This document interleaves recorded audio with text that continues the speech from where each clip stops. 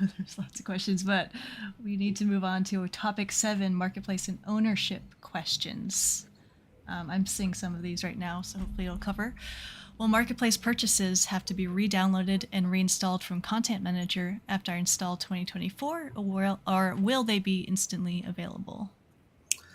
So the content will be available to stream immediately, no action on the user's part. If you want to download the content, then you have to go to something called My Library, which used to be called Content Manager. Okay. Got it. All right. If I bought 2020 in Microsoft Store on 2024 in Steam, will I have the content from the marketplace? Is it compatible? Those two things don't talk to each other. Correct. Okay. What about add-ons purchased from third-party stores such as Orbx, SimMarket, etc.? Will they be transferable from 2020 to 2024? Yeah. So content that it can just be copied over the community folder, just like before. Okay. If I purchase 2020 on Steam, sorry, I already asked that question. Next question. If I purchase 2020 Premium Deluxe on Steam and buy 2024 Standard from Microsoft Store, will I get the PD planes from 2020? If I purchase Premium Deluxe on Steam. So on the previous question, I need to go back. So the question was if I purchased on Steam and buy flights on 2024. That's the tricky part. So the marketplace stuff is handled by something called PlayFab. So that will be yes. So that basically transfers. So we need to that's the tricky part, because I don't know what will be, because we've got a unified user ID for 24, but I've got to check that. No, but I did. So it's actually you did? Okay. Look, it's me on the telly. We're just catching the end of this, but we'll be with you here now in a moment. Have your questions ready. 2020 Premium Deluxe on Steam and buy 2020 Standard. Will I get the PD planes from 2020? Yes. And then I saw somewhere, are they going to be upgraded? Yes. Okay. So platform doesn't matter where you own it. Got it.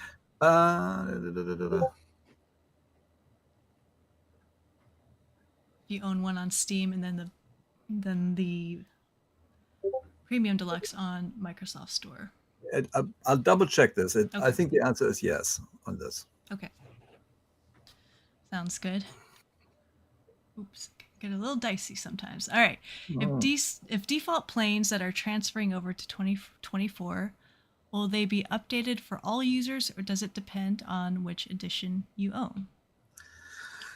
I don't understand the question, because like when we mean default planes, if you mean standard, all standard planes on every version. On every version will be updated. Okay. All right. That's great. Can you buy Premium Deluxe planes separately in 2024? Ooh, okay. I heard that loud and clear last time, and we did that. Okay, that's great.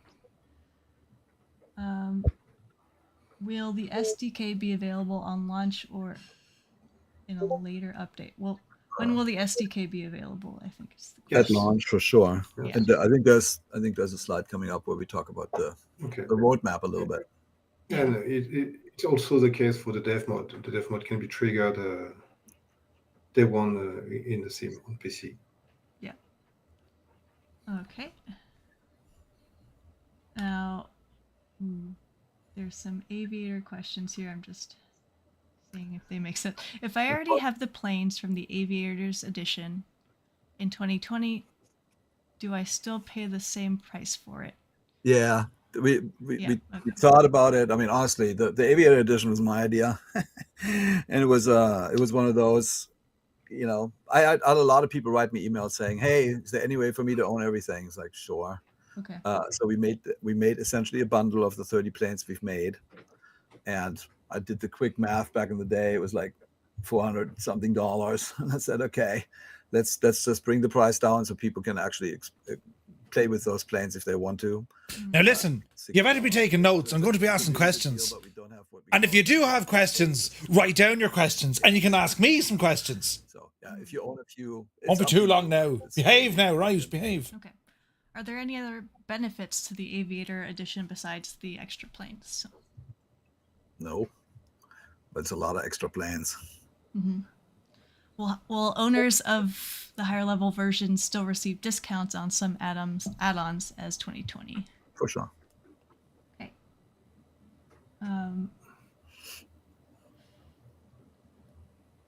Okay, sorry, I wanted to answer one question that I keep seeing a lot real quick. Can you walk around aircraft cabin interiors?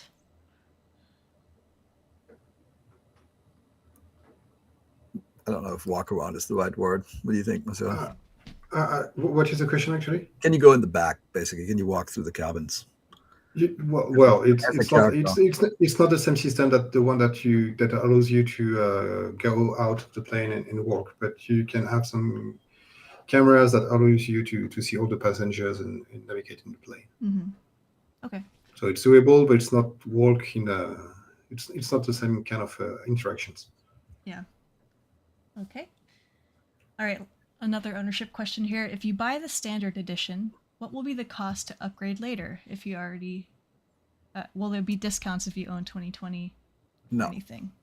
No. And then the upgrades is just like what we do in Flight Sim 2020. You can upgrade inside the sim.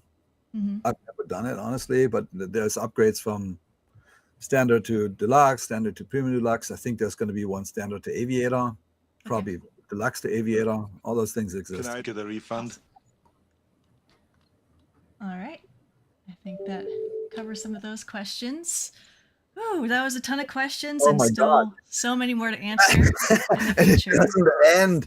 So Yeah. I basically talked to Jane and I said, okay, how are we going to do this from here to launch? So many questions. So this is the current plan. And so we say it's a weekly cadence almost.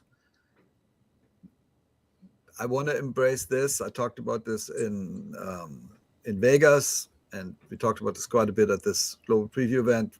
We're working with many teams, and I want those teams to basically to show the passion that they put into what they've made for the sim. Mm-hmm. So this is the current plan. This might change, so don't hold us to it 100%. But the goal is that there's an SDK session next, where the SDK team, I'll show up, but the SDK team, Eric and Hugo, maybe some other people from Masobo will explain and answer questions. So that's next week. Mm-hmm. Then we have a break. So that coincides with Jane not being available.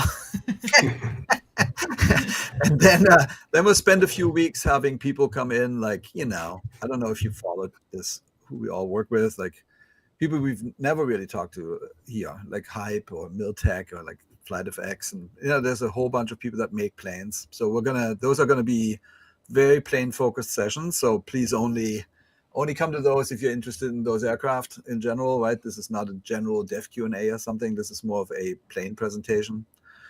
Then the marketplace team, which is maybe watching, they don't even know this. So I basically put in a marketplace thing. It's like, hey, I think there's going to be some questions about the marketplace. So I plopped in the 10:30 session for marketplace. Then we'll do something with world partners.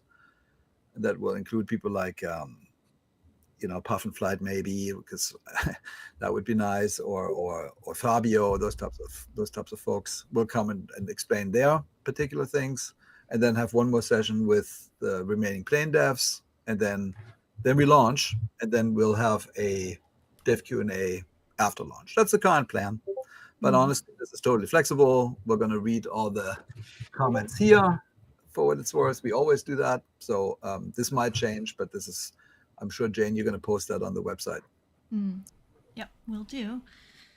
I hope you got some of the answers that you were wondering about during this time, but we're not done yet, almost. There's a couple of other things to cover here. Well, it came up earlier. I just want to say we are, just like we did before, we are intending to sustain Flight Sim 2024 and 2020, but at slightly different rhythms. So the goal is to do monthly. What Update 19 was planned for a long time. And I just wanted to show you a few images. So it's already announced: Brazil, Guyana, French Guyana, and Suriname. Here's sort of a snapshot of the things that we've made, but I made a couple, or rather, Gaia made a couple of pictures. So let's look at those. So there's going to be 4 tin AOIs, 7 airports, 75 POIs. This is proof positive. This is actually not from Gaia. This is a picture from Bing. This is Rio. Took forever to get that scanned. Here's the Santos Dumont Airport in Rio. Actually did a bunch of quite a few pictures. This one's going to be freaking amazing. Here I just took some random samplings of some POIs that I think are neat. And that all, And then there comes the local legend 20, which is this plane. It's the Cap 4 Palestina from INI Builds. It's a very Brazilian plane. A lot of people down there train on that plane. We should have asked Patrick to give you some Brazilian lessons, I think. I talked to a bunch of people in Brazil about this actually before we decided. But yeah, it all comes out December 3rd. And we actually might go to Brazil. There's Comic-Con at Brazil. Didn't know that, but there is. And that basically fills out the playing grid for this, or the release grid for this year. So we had talked about the two local legends. They moved out just due to amount of work. But I think we did well. 20 releases this year. I feel great about it. Hopefully you do too. And then I think I saw that in the chat. People already know this. Just last night, we were sitting there obsessing to make the Steam page look nice. So hopefully you like what it looks like. We added a bunch of pictures. It's kind of much better than our 20 page. And so you can start pre-ordering if you wish on Steam tomorrow. Awesome. That is exciting. And thank you. Thank you Thank so you. much. For listening to all the answers to all these questions. I'm sure there's a lot more. Absolutely. Tune in next Wednesday for our SD. Alrighty then. stream.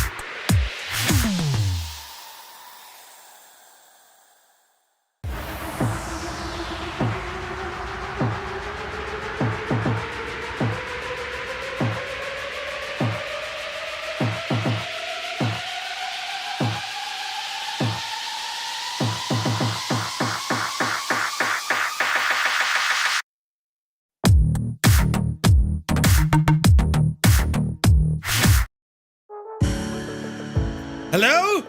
Hello. I'm not late. I'm late. You're very welcome in. Happy Wednesday, everybody. Hope you're keeping well. And welcome to this week's Flight Sim News. Tonight on the stream, we check out a brand new aircraft in development releasing soon. It's from FSReborn and it is an ultralight, the TL3000. Ooh, and very We're also checking out another soon-to-be released aircraft, this one coming from Hangar Studio 713. It's that of the Super Decathlon. Ooh, and very you. We also have two sceneries to show off. We're here with Orbx's ID74, that's known as Sulphur Creek Airfield, right? And there's also a brand new freeware from Burning Blue Design, Echo Golf Mike Alpha. It's called Fowlmere Aerodrome, or Airfield. Field with air. It's a field full of air. Or maybe it's air full of fields. I don't actually quite know. But anyway, you're all very welcome in. We're right on the heels of the MSFS official dev stream. They ran over a little bit, but there's been a lot of news and, well, I don't know, it's... When this baby hits 88 miles per hour, you're gonna see some serious shit. There's certainly a bit of new information out there, and I did take some notes. For tonight, we're going to be checking out, well, the updates for all our news.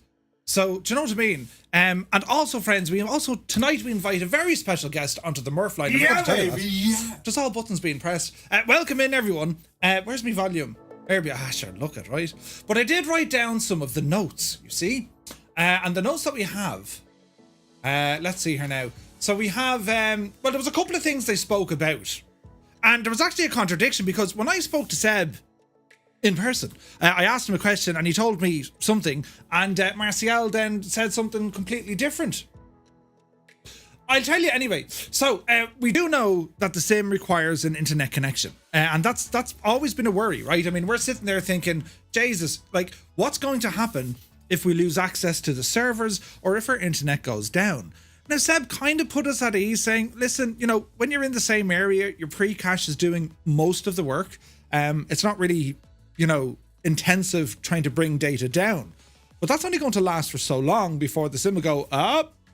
We've noticed you're no longer connected, you know, and then they'll tell you about it again, and then I imagine it'll just say, please try again later, right? So that has me worried a little bit. I'm not going to lie.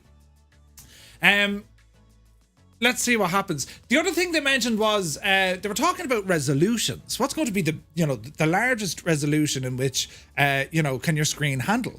So there was a bit of head scratching from Martial over that, but ultimately I think they did say, listen, there is no restriction on resolution, but I would imagine your performance would drop fairly bad. And when we talk about performance, again, we got some questions answered from a technical standpoint of what the sim is going to be capable of doing. We have an indication now of what it can do on Xbox, and a better indication, I suppose, of what it will do on PC. Effectively, what Microsoft are saying, the absolute bare minimum requirements are to run the sim in a 1080p resolution at 30 FPS. Swing it, baby. There's buttons being pressed at an alarming rate. 18 subs. They're such random numbers. FSReborn, thank you very much. We're checking out your handiwork. It's here behind me. Shut up, Murphy. Would you ever get on with it? I will. We'll get there now in a second. Brilliant, lads. Thank you all so very much indeed. But come here to me, right? So we were saying, the specs, how's everything going to work? So as a bare minimum, the sim, based on its minimum requirements, they're aiming at a 1080p resolution at 30 FPS, and then it kind of goes up from there. So when they're talking about the ideal scenario, well, that's if you want to get everything ultimate, and even at that, was it going to be 60 FPS? Seb mentioned it's somewhere between 50 and 60, but then he's on the ground. I think it was Heathrow, he said, and he's up on like 80. Again, we don't fully know. And they didn't really go into, well, you know, what about the cloud element? Is the sim in the background, server side, well, is that doing the heavy lifting rendering? Sure, it's going to be sending us the data, but is it actually going to be doing some of the rendering? That wasn't answered, so we need to ask that question for the next dev update. You see. So I thought that was interesting. When we talk about Xbox, Jesus, I can't even read my own text. Forget about me handwriting. When we talk about the Xbox, where did I? Oh, it's up here. Look. So the Series S for Sierra, the Series S will be designed to run the sim at a 1080p resolution with 30 FPS. Now, does that mean you're going to have, you know, beautiful, sharp graphics, all that kind of stuff? Who knows? I'm just pressing buttons here. You know the way I'm terribly organized, right? So I thought that was interesting, but they will say, look, it'll run, you know, at 1080p, 30 FPS. That's not too bad. And before people start going absolutely berserk, because I know we all go berserk, anyone who is very experienced with flight simulation products, and I'm talking, go back now years, prior to even Flight Sim 2020, the sweet spot for any sort of simulator was a minimum of about 27 frames. Whatever it is, anything less than kind of, I think it was even 22 back in FSX days, but 30 FPS is still quite okay. A lot of people actually lock their refresh rate to 30 FPS. Now, for those who want the 4K, you know, the high resolution and the high refresh rates, the mad 120 hertz or gigahertz or mega gigahertz, I don't know what they are. Well, you might struggle to get the highest possible frame rates. It's not like it's a first-person shooter. The responsiveness doesn't need to be that much when you're flying, right? However, talking about the Xbox Series X, which we do know is a more capable bit of hardware, well, that will be designed to run the simulator in a 4K resolution, again at 30 FPS. So, for the console folks, being able to utilize the simulator in 30 FPS, I think it's okay, right? It's not like, wow, you know, I'm getting 100 frames here. That's just not going to happen. Now, if you're on the Series X, that's capable of 4K, at 30 FPS, does that mean you can drop the render to something like 1080, and would that give you 60 FPS? We didn't get that question answered either.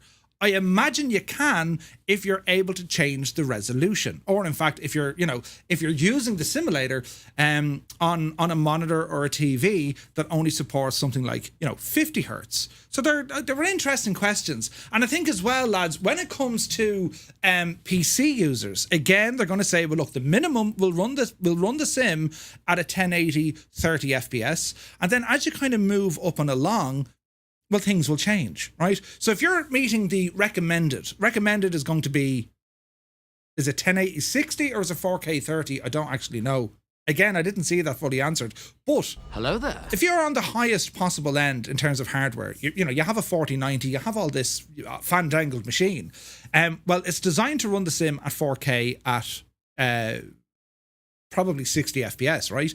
But if you were to drop things down, it was 1440. It was 1440. That's the recommended. That'll run the sim 1440 resolution at 30 FPS or whatever. So if you bring it back down to 1080, well, you should get 60. Yeah. And then when it comes to 4K on the ideal side of the house, well, that should just be able to be tickety-boo. But again, I still think there's going to be a lot of optimizations needed. Martial kind of leaned into that when he was saying, hey, we're still working on it. Do you know what I mean? I think, for me, how did the dev stream go? I'm going to be brutally honest. It kind of didn't, right? I mean, it was awkward. It felt a little bit rushed, perhaps. I think there's a lot of what's going on. They're super busy working on the stuff. And I remember at the preview, I got to go to the preview. There were 5 questions. That was the objectives. We're doing these 5 things in the sim. And the 5 things, they related to, we want better and faster loading. We want enhanced weather. We want a career mode, right? They wanted a few of these things, and that's what they actively targeted. On today's stream, however, there was kind of questions coming in, quite rightfully so, questions coming in from everywhere. Can I use can I use me avatar walking around? Can animals get into your plane? Right, So there was a lot of questions. I'd say, I won't say they got lost in the details. There was one contradiction that I'm still scratching my head, right? Where is it? It's up here, look. So, where did I put it here somewhere? Setup controls. So there was a question that I asked Seb. I asked Seb over at the preview, and I said, hey, do you know the way we have all our controls in Flight Sim 2020? When we jump into 2024, are they going to work?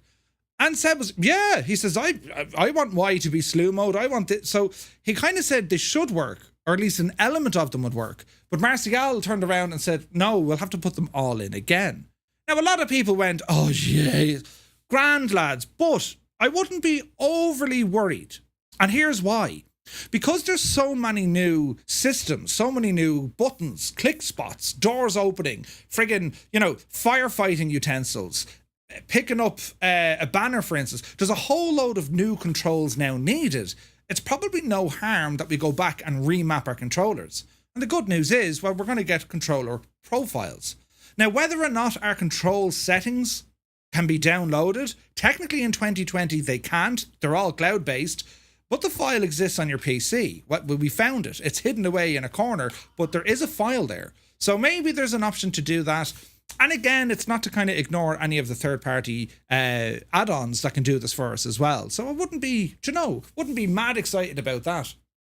However, some of the other things that I thought were interesting was about Black Shark AI, no longer in the house, lads. Black Shark AI have left the building and Asobo are going to be taking over all of that. So the question was, hey, do we have new buildings? Is a new AI generated whatever? And York said, well, we actually stopped working with these guys quite a while ago. Quite right. So that's where that's at. I think another great question was, if we buy the standard version of 2024, let's just say you want the standard version, but you really, really want that A400. And the A400, I think, is in the Premium Deluxe or the Aviator Edition. It's one of the top tier add-ons. Well, Jorg did say, well, if you just want to buy that plane, now you can. And I think that's huge news because it's a bit late now after the pre-sale, right? But like, do you know, if you were on the fence thinking, to be honest, I don't want to pay, you know, $200 for all these aircraft I'm never going to use. I just want that one. Do you know what I mean? But again, did it come out a bit late in the day? Don't tell them yet. No. Yeah, pre-order. Give it socks. And then we ask the question and then they're like, oh, Jesus, yeah, you can do that. No problem. So I don't know kind of, well, we know the logic. It was brilliant, right? But anyway, it is good news, though. The fact that you can now purchase premium aircraft outside of whatever edition that you have in the sim, that's a great idea, right? It's a great idea. Another thing was, I actually saw this question on one of my videos. They were saying, what's the deal? There's no Piper aircraft. Why are they only just using Cessna and Airbus and all this jazz? Well, York said they just signed with Piper. There's a brand new contract signed with Piper, and they're going to be adding in, hopefully, a lot of the Piper aircraft. Because the good news here, well, it helps with model matching, but it also means then Asobo or any of the third parties should have better access when it comes to utilizing Piper. And my own research into this, they're not necessarily the easiest company to get that sort of permission from. Now, they're nothing like Gulfstream, but they're up there. Do you know what I mean? So that could be great news. The weather radar, that was a question, right? What's the crack with the weather radar? Can we not just get a radar? No, they're aware of it. And I think that's that has to be a takeaway that we look at, lads.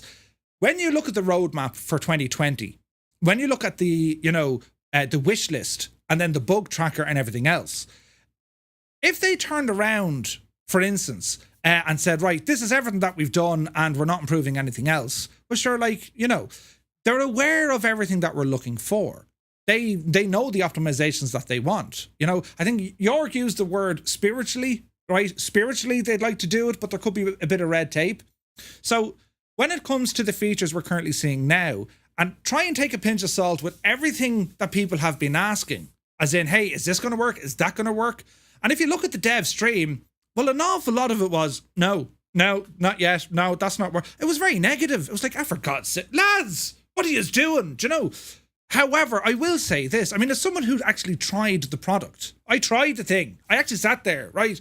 I can tell you, it's a huge upgrade over the existing Flight Sim 2020 when you consider it as its own base engine. Now, my only worry or my only kind of care is, can they deliver the best possible experience at launch?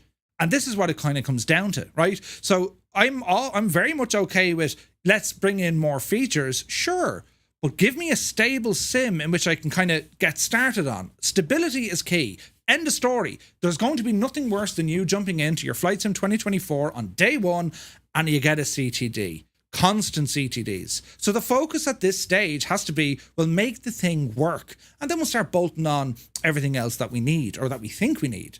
But yeah, I don't know. It's naivety or I'm just optimistic.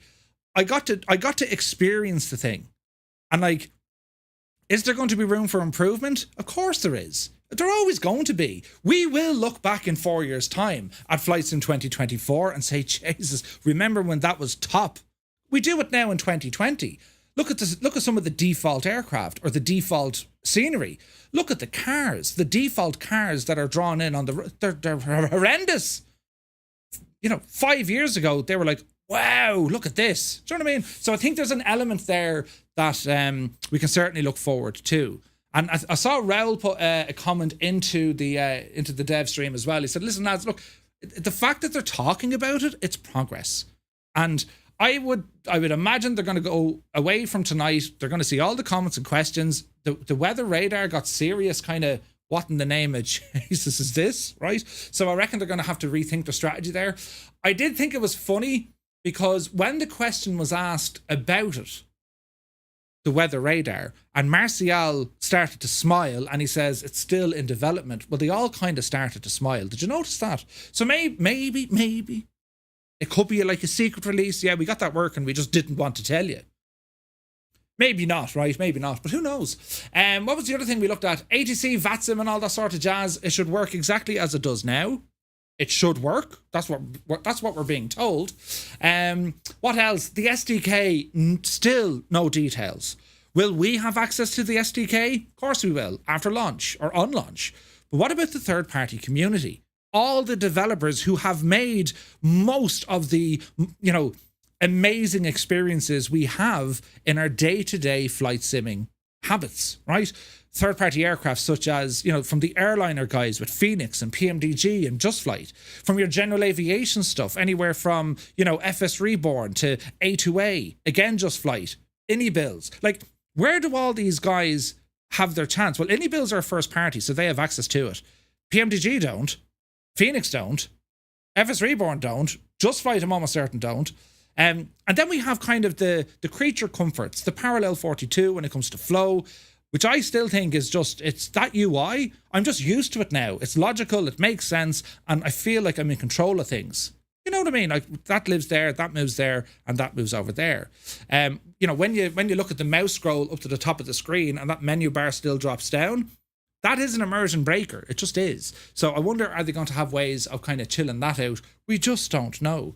But again, when we're looking at all the features that they're pumping into the sim, you've already seen it now from content creators and media outlets of what the sim is aiming to achieve. Graphically, from the technology in terms of fast loading, it's huge. It's just huge, do you know?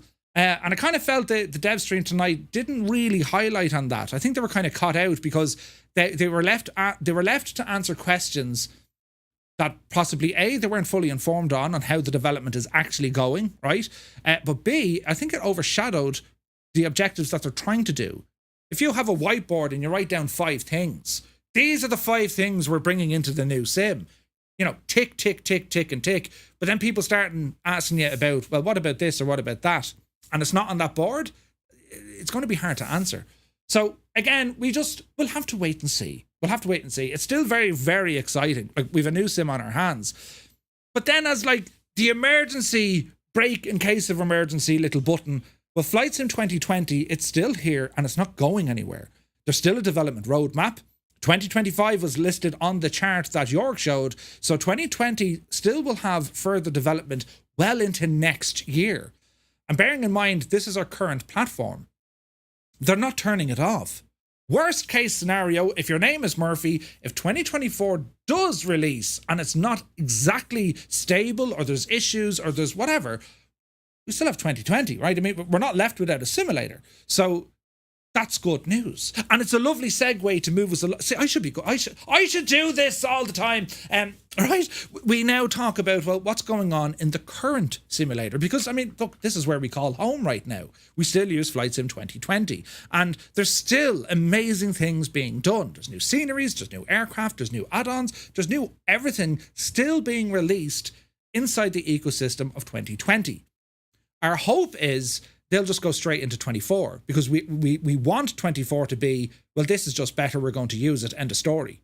That's what Jesus, that's what we want. Do you know what I mean? So that's what we're aiming for. But definitely the fact that we have 2020 right now, I think we're going to be quite safe for the next few months. It's not like we're going to be left without a sim. That's the point I'm trying to make. Do you know what I mean? But anyway, welcome in and hope you're all keeping well. The dev stream, I'll probably do a video or two. I'll probably do a video or two chatting about it, right? But I will get into the chat here now. So you're all very welcome in. And if you have any questions, lads, do be sure to pop them in. We'll be going through the news now briefly. Then we're going to have a look at our new add-ons. And then we're going to have our guest on the Murphline. So it's a busy night, but bear with us. We'll get through it. Viper Striker, welcome in. Super Ty is here. Good to see you, lads. Vacuum is in the house. Hope you're well. Wombat is here. Zybok calling for Denmark. Hello from Tipperary. Hope all as well. Sorting AJ, welcome in. Sir Campsalot is here. Little Trader, Toto, Mr. Dan, AZ Blue Line. It's great to see so many familiar names in the chat and also some new ones. So you're all very welcome in. AZ Blue Line, thank you very much indeed. 33 months, my guy. Insanely kind of you. Noel K is here. Nightsep, welcome aboard. JPS is in the house. Mr. Skoo is here. Bell Bro, Spitfire RAF 100. Good to see you, man. Dad in command, No Undies McGee. That's a great name. Can you pick your nose in Flight Sim 20? You can, Nightsep. But can you see it in the sim? It depends how good you can... too much info. Ozymandias, good evening. Cyrus T is in the house. Welcome aboard. Muse fan, how are you, Muse? Hope you're well. Jays is now. Sterling, good to see you. Blinky is here. He says, Murph, What will you be focusing on in 2024? Will it be missions or free flight? Free flight, I think, is where we kind of do most of our flying. That's where most of our habits are. We like the free flight element. But I still think a lot of us are going to find enjoyment when it comes to the career mode, the missions, the activities, right? Think of when they released, the Reno Air Races. They were great fun for about 7.5 minutes. And then we were like, all right, we're going back to free flight. Now, looking at multiplayer, well, it's vast. There's great depth to it. It's a full progression tree. I think that's going to keep us knocking on the door because we want to experience something new. I also had a look at the activities that we can do. And there's also consequence, if you like, to the activities because, well, there's leaderboards, there's weekly champions, monthly champions. You have all this sort of jazz. And there's a lot of activities, including the Reno Air Races. They're part of the activities for the upcoming sim. So I think we're going to be kept busy with the features and the content. Do you know? Elf is here. It's good to see you. JP Sign-Up says, Murph, they mentioned if you have 2020 Premium Deluxe and get 2024 Standard, you get the converted 2020 Premium Deluxe aircraft into 24. Correct. So if you have Premium Deluxe on 2020, well, then you're going to get the 2020 version of that in 2024. That's kind of what it looks like, right? Cyrus T has a very good question, and again, no one answered it. He wants to know if he can have add-ons that are loaded from within the sim to be able to work on liveries. Currently, if you want to work in a livery, you need all the files of that aircraft. You just do.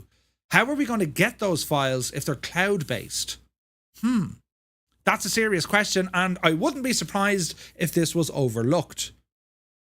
Wouldn't be the first time something got overlooked from an SDK, but it's a great question. It's a great question. Wombat, good to see you. He says, why do I get the feeling that they are not ready? Precisely that they are not ready. And I don't know, lads, November 19th, 8 weeks away. It's ambitious. Sure it is. As I said, when we got to try the gadget over in Arizona, the first couple of minutes, it crashed, right? There was these mad red guy holding placards. But within a matter of minutes and a quick cup of coffee, fixed, off you go. Do you know what I mean? So I think it's tight. There's no doubt they're all under pressure. And I think kind of, you know, the fact that third-party developers have yet to receive the SDK, to me, that's a sure indication that they're still working on everything. So it's going to be mad, I'd say, if they can pull this one off and actually get it out the gate on release day. And there has to be an element of, right, let's just draw a line in the sand. Can we just, okay, stop, lads. Get the sim stable, release it, and then we'll go back into our weekly, monthly, quarterly updates or whatever that's going to be. What's your opinion? Is that the best way to proceed? Give you less features but stability on release, and then let's start them adding the few bits and pieces in. Or, no, this is a brand new sim. I've invested heavily financially into it. I want the thing to do as it is advertised. We're the consumers. We get to discuss this. It's kind of handy. So let me know what you think, lads. Let me know what you think. Where's this now? B. Carlo, good to see you. Fierce Wolf, of course, is here. Mr. Scoo is here. It's second time. Strap21, hello. Paparazzi is here. Good to see you. Jan Ray's happy Wednesday. Memphis Ton is here. Mick Ham, good to see you. Kaharia, the lovely Kaharia, has joined us here in the chat. Old Veteran 965, welcome in. Vince C is here. Lee McKeelo Mike, welcome. Sun Jammer, good to see you. There's all sorts of stuff happening over here now, lads. Mr. Dan, good to see you, man.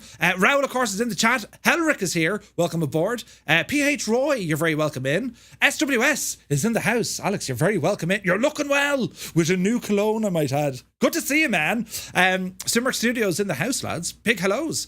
Right, we're over here now. Enzi, welcome in. Hello from Southern Germany. Hello from Tipperary. I hope you're keeping very well indeed. Bossman Gaming's here. Welcome in. Larger Life, hello. Defined Prawn, good to see you. Proby Pete is here. Got friends are in the house. Asher, how are you? You're looking well. Do you know? Did you do something now? You know, right? It looks wonderful. Sparkle in your eyes, perhaps. Here for the news, staying for the booze. Right? Did you bring some? Travis Adams, good to see you. Let me see. Imagine JPG. Do I need to move out of Germany to run 2024?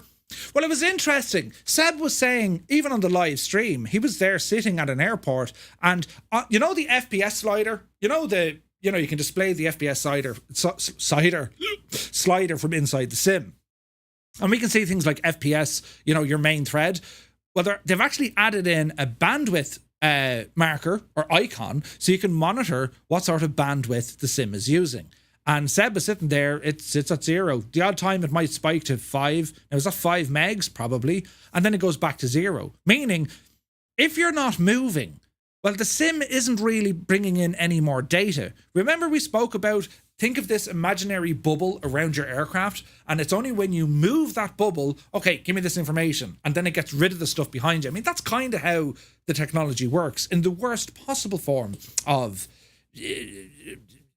using words to describe a picture. No, wait, using a right, it's totally fine. But yeah, I thought it was interesting. It'll be cool to see it happen. Do you know?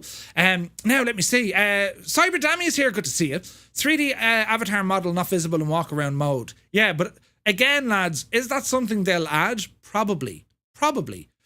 They did say you can see your 3D avatar if you're in like a drone camera, as in you move away the camera.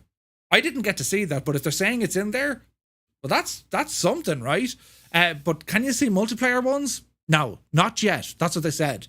So again, we'll have to wait and see. Raoul from FSReborn then gifting, Jesus, 18 tier 1 subs to the community. You absolute mad lad. Thank you very, very much indeed, Raoul. Insane support. And lads, if you just received a tier 1 sub with thanks to Raoul, well, do be sure to say thank you. Very kind of him. Right, now, we're over here. Look, Eamon, good to see you. If the servers go down, we just load up X-Plane. Right? Jesus. Well, you load up 2020. Right, now, we're catching up. Nate Wolf, welcome in. Thub42 is here. Hope you're keeping very well. Now, let me see. Should have been 3,000. What are you talking about? Are you mad? Now, let me see. They haven't tested popping out instruments on external monitors, and they don't even know if the FPS drops are like what they are in 2020. Incredible that they couldn't answer any questions at all when I asked. Well, I don't know how to pronounce your name. Let's go with MG, just in case I say something weird, right? MG, it is a great question. My understanding is it's going to work probably the way it does right now in 2020. Therefore, when you pop out a screen, your refresh rate will be halved. Why? Because it's now drawing 2 screens. They didn't answer it. So maybe they're working on it and they haven't got it working right. I don't know. It is a great question though, because look at lads, a lot of us use multi-screens, and there's a lot of people with home cockpits. You know, they have the G1000, they're using iPads, they're using other monitors, right? And it wasn't answered, do you know? But look, let's find out. Series S can't do 4K anyway. Chemco, that's very right, very right. We are not playing Call of Duty here. 30 FPS is fine. I agree, 30 FPS is fine. But a lot of us would like more. Do you know what I mean? I'm getting head teacher vibes from Murph as he talks to us over his specs. Right, do your homework as well now. Did you bring in an apple? Right, we're over here now. Mr. 90 says, back in the days of my flight sim, it would be more like a PowerPoint presentation, but we made it work. Exactly. Lads, FSX should not have been called FSX. FSX should have been called, I'm now going to spend 7 hours tweaking it to get 5 extra FPS, then I'm going to spend flying. Microsoft Flight Simulator 2020 changed that.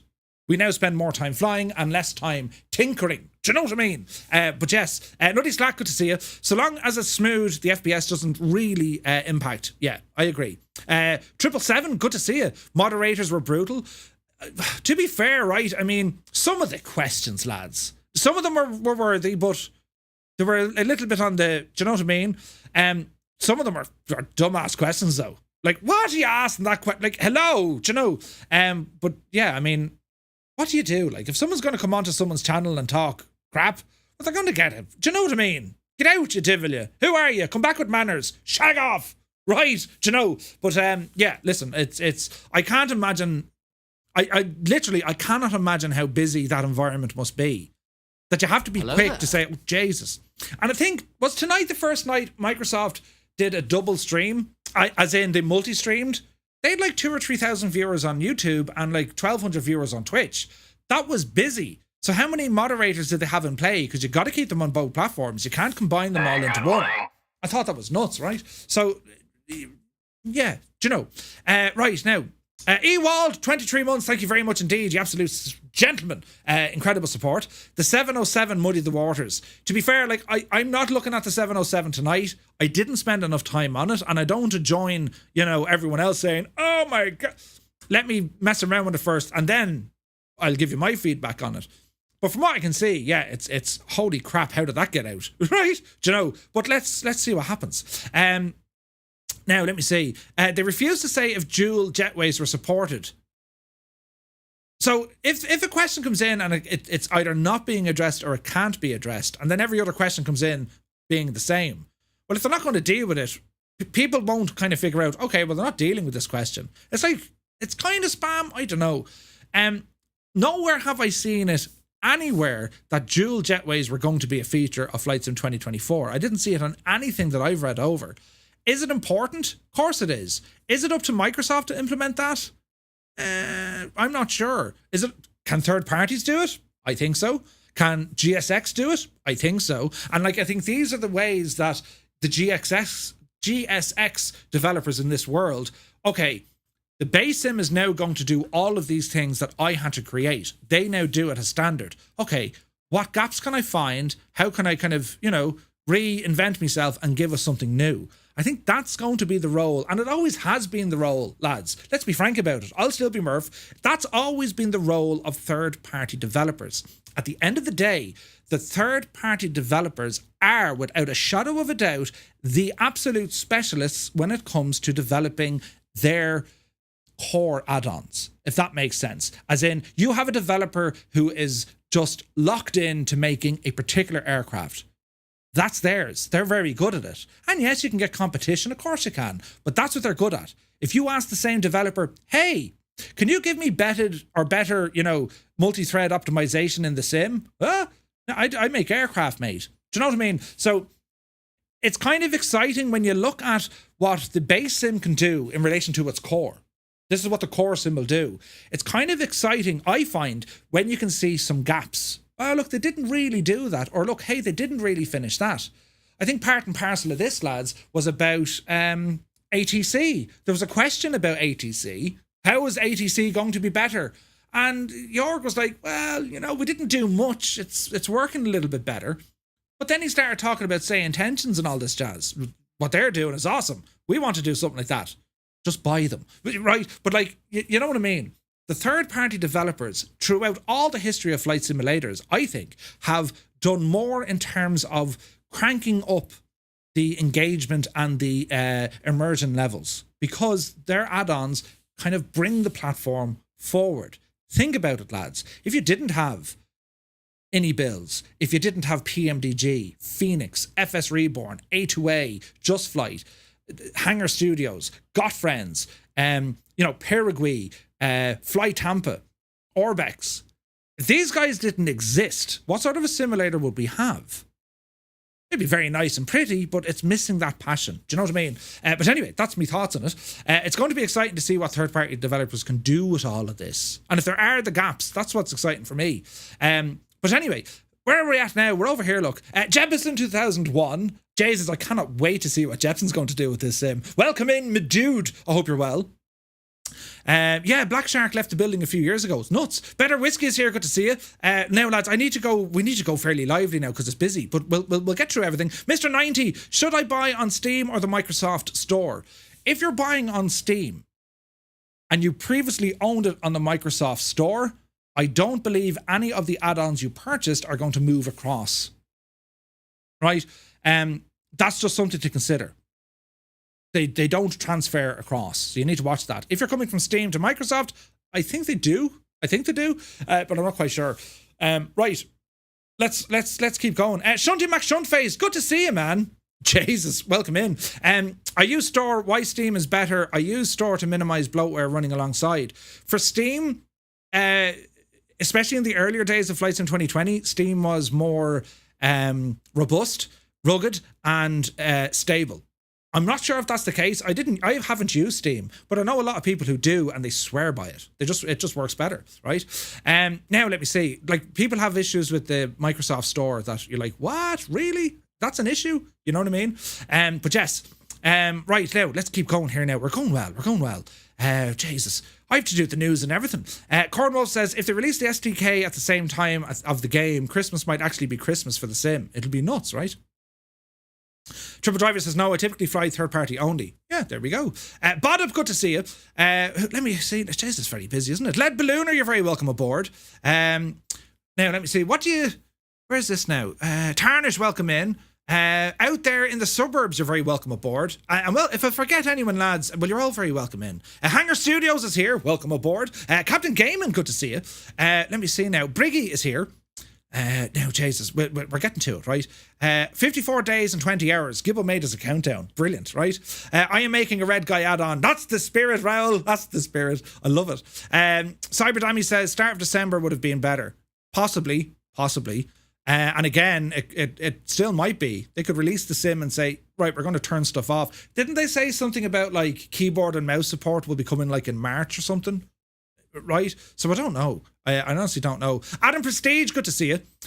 Games these days are made unfinished and slowly add updates and features past the release. That's the norm, I feel, these days. It's a great advertisement gimmick to keep people returning when games move on so quickly to the next, or gamers move on so quickly to the next release. Or that's kind of how it works, yeah. You're not wrong in what you're saying. Findle, welcome in. That's a cool plane shown on your big screen. Strike Eagle, we're going to be checking this one out now shortly.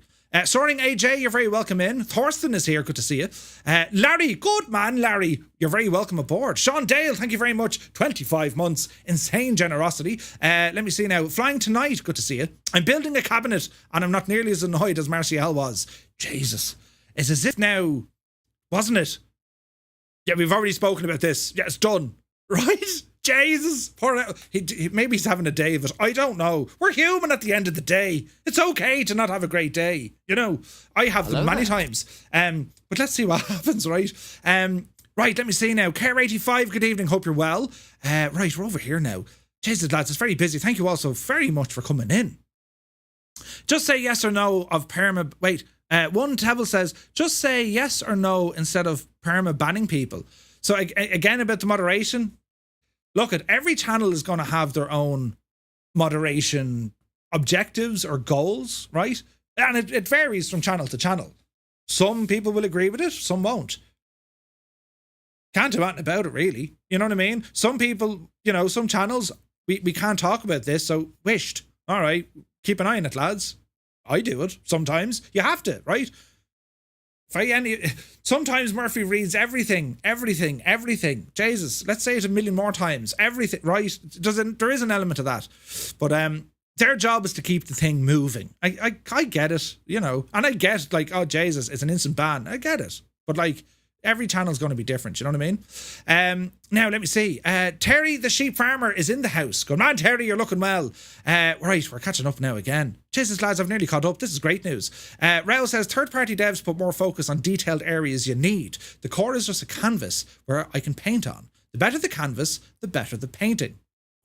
Couldn't agree with you more. Absolutely. Daz Higgy, good to see you. Right now, Iowa Scotsman, welcome in. Irish Gav, what's happening, my dude? Gibbo Ireland is in the chat. How are you, Gibbo? Gibbo, did you get to watch the thing? Or are you only in? But it's good to see you, man. Right, lads, and there's a shower of you over on YouTube as well. You're all very welcome in. Good evening, everybody. Quick rundown through the names. It's very busy. Both of the J's is busy. Monty, Avangel, welcome in. Avalanche, I can speak English. TPHI17, Mrs. TPHI17. Why Can Yes, Frankenstein, CP6565. Jacobs is here. Dimes is here. Bartman, JR. Bloody hell. Danger Mouse is here. Let me see now. VGK Brian. Welcome in, Brian. Danger Mouse again. Monty's in the house. Beanian, welcome in. Brian Farrow, you're looking well. Neil Brandon. Santiago. Good to see you, man. He says, did they say the ATR update will be released soon? They did. They absolutely did. And they actually said the ATR is already ready to rock for Flight Sim 2024 and all the gadgets that come with it. So that's exciting, right? That's exciting. Jerry Dean, welcome in. Humberto is here. Sergeant Slow, good to see you. Killian Martin, hey, Killian.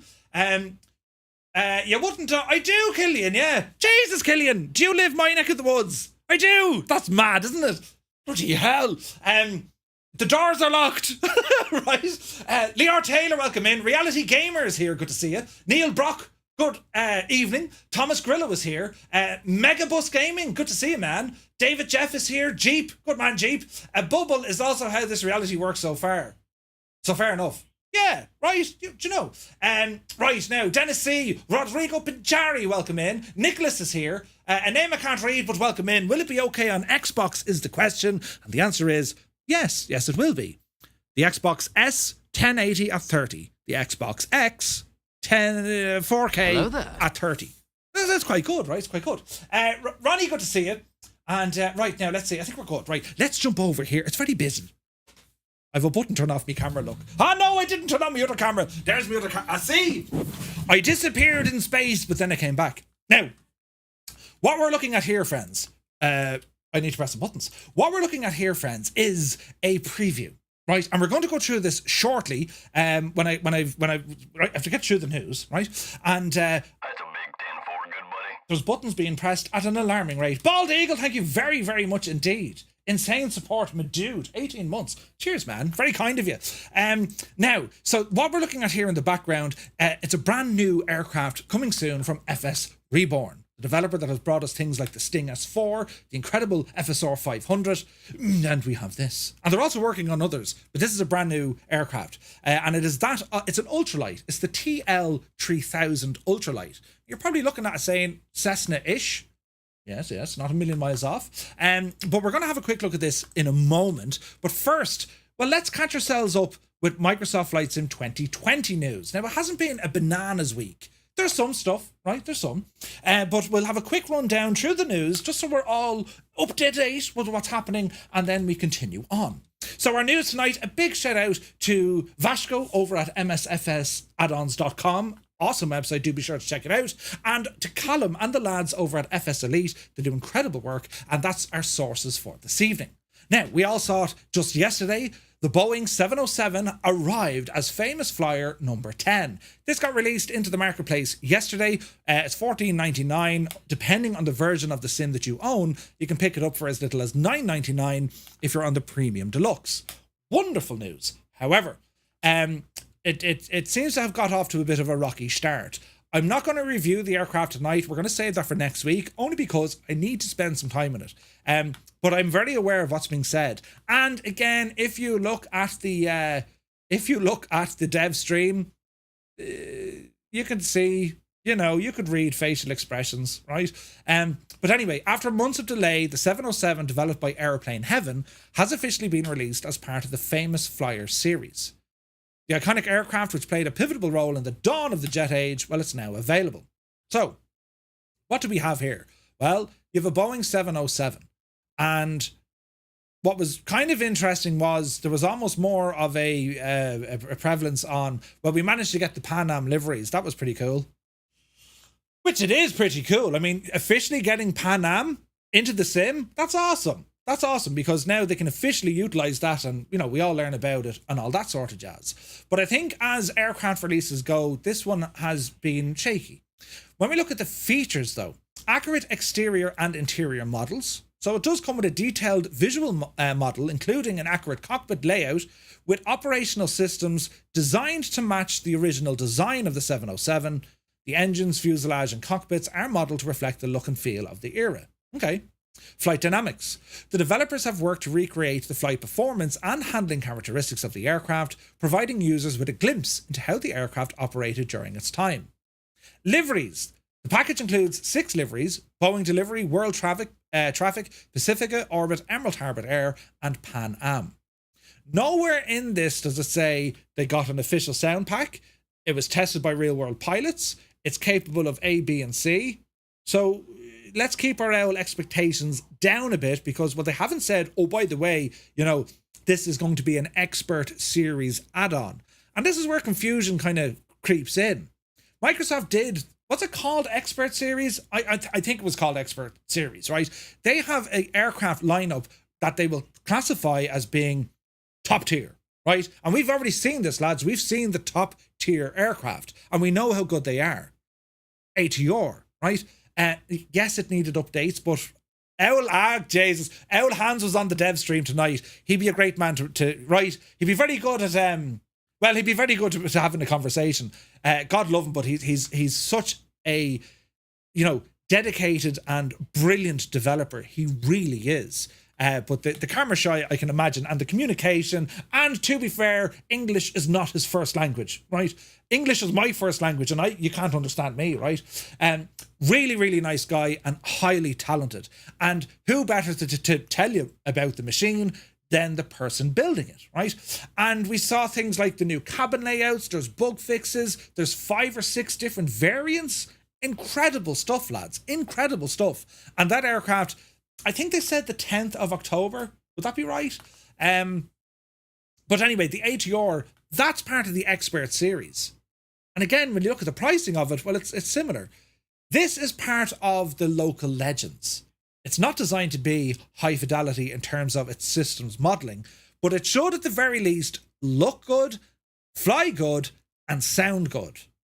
So they're the questions I'll go off and do me due diligence on as I test the aircraft over the weekend, and I will give you an honest review of it. Airplane Heaven, this is not their forte. They are not known in the flight sim world in the last 10 years, at least, well, the last 5 years anyway. They are not known for making study level airliners. They just aren't. They make warbirds. That's what they do. They make warbirds. The P-51, the Hurricane, they have a DC-3 in there. That's what they do. So this is something quite different. So let's see what happens. It's now released. You can pick it up in the marketplace. And if you're unsure, well, I'll chat to you next week. Stay on the fence. But bearing in mind, the Famous Flyer, if you buy this should be coming over along with the rest of the Famous Flyers if you get the Aviators edition. Now, moving on. Here are the awesome sounds of Bluebird Simulations 757, courtesy of Boris Audio Works. This is exciting. Bluebird have released a new video showcasing the stunning sound for their upcoming highly anticipated Boeing 757. Boris has spent several months working on the project as the sound design lead, and the results are starting to speak for themselves. We'll have a now listen just here. Addressing release plans, Sherwin from Bluebird Simulations clarified once again, the 757 is a Microsoft Flight Sim 2020 project, with a free update for 2024 coming later. So, is this going to be a reason to stay inside the ecosystem for 2020? Maybe. Let's have a listen. Jesus, did you hear your man? Hi!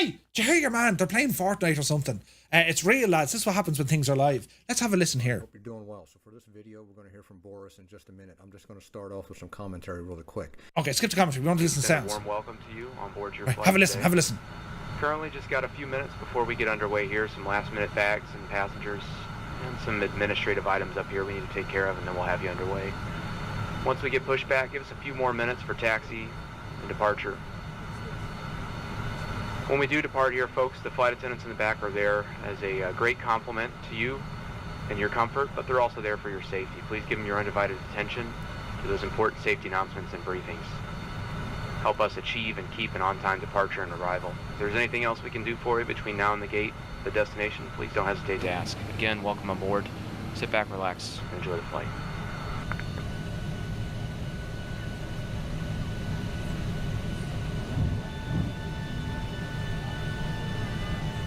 Flight attendants, armed doors and cross-check, stand by for all call. I mean, these sounds are good, right? Let's skip ahead.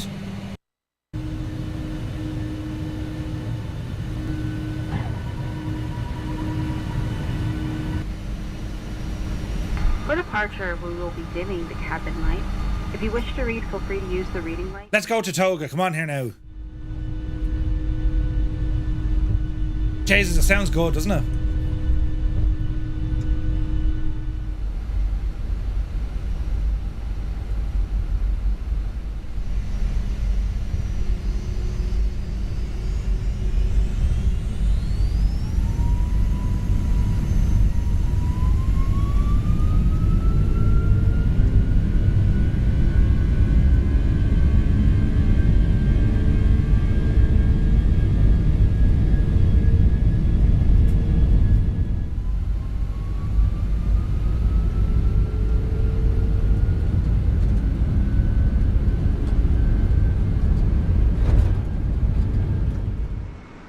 Oh, there's a flyby!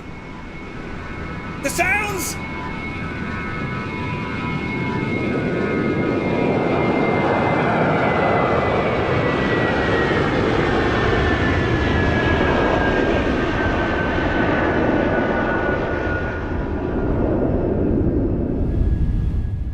speak for all of us when I say, Jesus, I'm watching streaming this to me telly in the sitting room. That's going to be popular. Mother to God, they sound good, don't they? Absolutely incredible. So Boris is working on the sounds for this. Incredible stuff.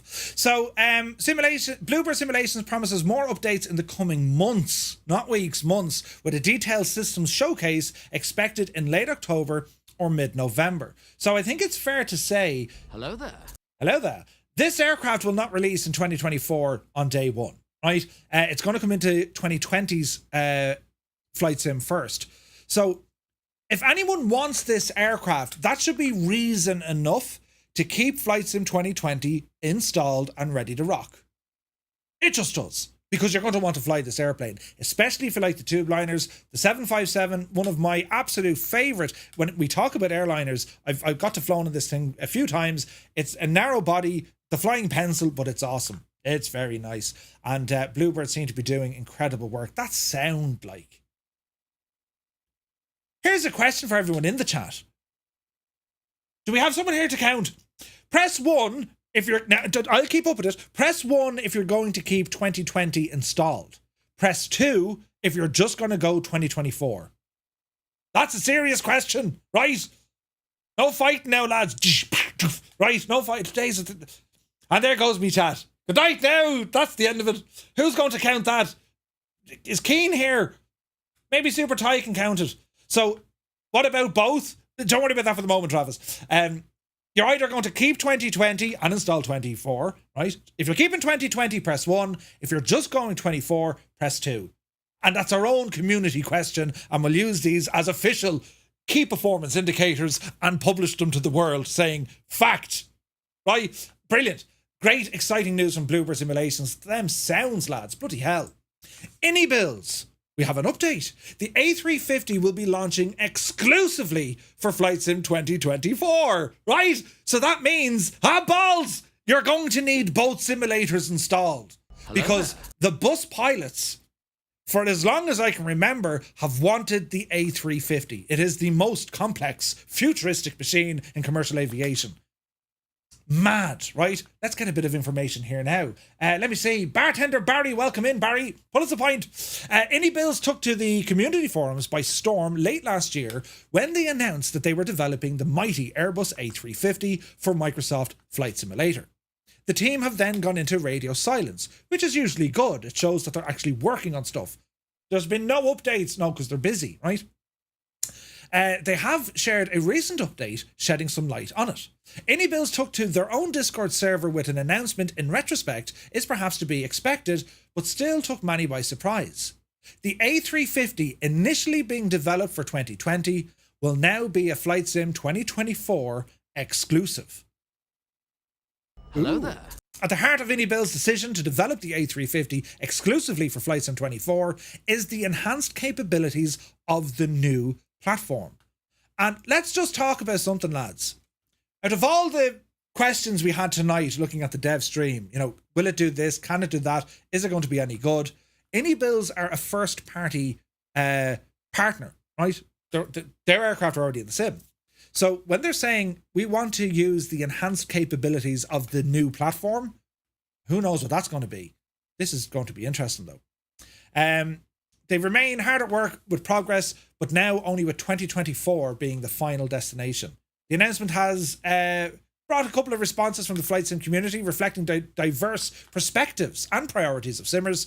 Some users expressed enthusiasm about the potential for a more advanced product, while others voiced concern about being left behind if they choose not to upgrade to 2024. And we're going to use the answers or the information that you guys gave us to see, well, you know, maybe everyone will have 2024 and some or most will keep 2020 in play. You know what I mean? I think, you know, looking at the trailers, looking at all the information on Flight Sim 2024, I would think a relatively small number will choose not to even try it. I would say the vast majority of us flight simmers are going, at the very least, we're going to try 2024, right? So we're all going to give it a shot. So let's see what happens. Despite the platform shift, IndyBills have maintained their commitment to releasing the A350 by the end of this year. The company have also promised more comprehensive information in the near future and is expected to provide further insights about this decision later in the week. So we have good news. We have good news. We know there's an A350 on the way. We'll have it this year. It won't be on 2020. It's just going to 2024. Interesting. Now, a new release this week and another aircraft for next week. It's busy. I told you it's busy. V-Flight Air. These guys have been making add-ons for X-Plane for quite some time, and they're very detailed. They're really nice. I own most of their aircraft on X-Plane. They've now dipped the toes into Microsoft Flight Simulator, and they have released the Piper PA-30 Twin Comanche. So, a well-established developer in the community with years of experience creating aircraft for X-Plane made its official debut into Microsoft Flight Sim with the release of the aircraft. After more than a year's work, V-Flight Air have completely redeveloped their existing Twin Comanche for Microsoft Flight Sim, transforming the original 3D model with new textures and modelings to suit that of Microsoft Flight Sim's advanced lighting and graphical engine. V-Flight Air say that this rendition of the Twin Comanche to Microsoft Flight Sim is not an easy port. The developer says that the aircraft was reimagined from the ground up, benefiting from the expanded visual capabilities. For example, the cockpit is now recreated with a higher level of detail, featuring wear and tear based on reference photos from a real-life Twin Comanche. And I have to say, anyone who's used V-Flight Air in the past, they're not bad, right? Regarding the flight model, V-Flight Air counted with input from Frank Brunot, a real-world Twin Comanche owner and pilot, ensuring that the digital version flies as close to the real thing as possible. His knowledge, combined with the efforts of V-Flight Air developer Igor, allowed the team to overcome the challenges of a new development platform. The developers have been working from Kiev amidst ongoing conflict, playing a pivotal role in this project. This release features an analog panel version of the Twin Comanche, referencing the classic 1960s layout, alongside a Century 2B autopilot. Now, I think the question here is going to be, does it fly better on X-Plane or does it fly better in Microsoft Flight Sim? From the pilot's perspective, that'd be an interesting question. I'll ask the question. But where do we draw the lines of simulation? Does it come down to the visuals? Does it come down to the physics? As in, you can have the best looking aircraft, but not necessarily accurate, or you can have a hideous looking aircraft, but extremely detailed in terms of the flight model. Or flight model is a crap word to use. It's the characteristics of how the airplane flies. Flight model, lads, you can't really get into a flight model. You don't have load bearing. We're not sensing the pressures and weight bearing on your hands, arms, legs, body, right? However, you should be able to the airplane should be doing this. You know, if I apply power, well, it should lean back a little bit more. If I'm on a grass runway, I should have to pull back the elevator, right? If I'm trying to do a slip or a coordinated turn, these are the things, but yeah, you know what I mean. But it's very interesting news. I don't know. It's available right now. You can pick it up through Sim Market. It's priced at around $35. Let's go over and have a gawk. Yeah, $36.89. That's including taxes. So it's about $30, yeah? About $30. It's about experience. Correct and right. We are flight simmers. If you want the real world stuff, I think you're going to get that with FAA approved level D simulators. And they're about, I don't know what they are an hour, but they're not cheap, you know. What's this now? A2A have gone silent. Fly-by-wire gone silent. Lancaster Bomber gone silent. I guess they're waiting for 2024. Bossman Gaming, I don't know. Usually when developers go quiet, they're busy. There's no, they're busy, right? Unless they disappear or whatever. But usually when developers go quiet, it's no news, good news, because they're busy doing stuff. You know what I mean? So that's the Twin Comanche. I'm going to check this one out next week live on the stream if you guys are interested in it. Now, Parallel 42 have announced the 737 immersion effects pack for the PMDG line, but also it works with other 737s. So hot on the heels of the 777 immersion launch in July, Parallel 42 are bringing a Boeing 737 immersion package. It's an all-in-one visual effects package designed specifically for the 737 airframe, compatible with PMDG's popular rendition and promising support for future offerings. This package brings an increased level of realism. There's a video here. You need to look at some of them. Now, how much is it? Just the contrails? There's a video. Where did I see it? Here we are. Edson had a video here. You just need to see this. have a look at some of the realism and the effects, lads. It's quite impressive, right? This is absolutely mad looking. Play a bit of tunage, Murph. And this is 2020. This isn't 24. Look at the state of it.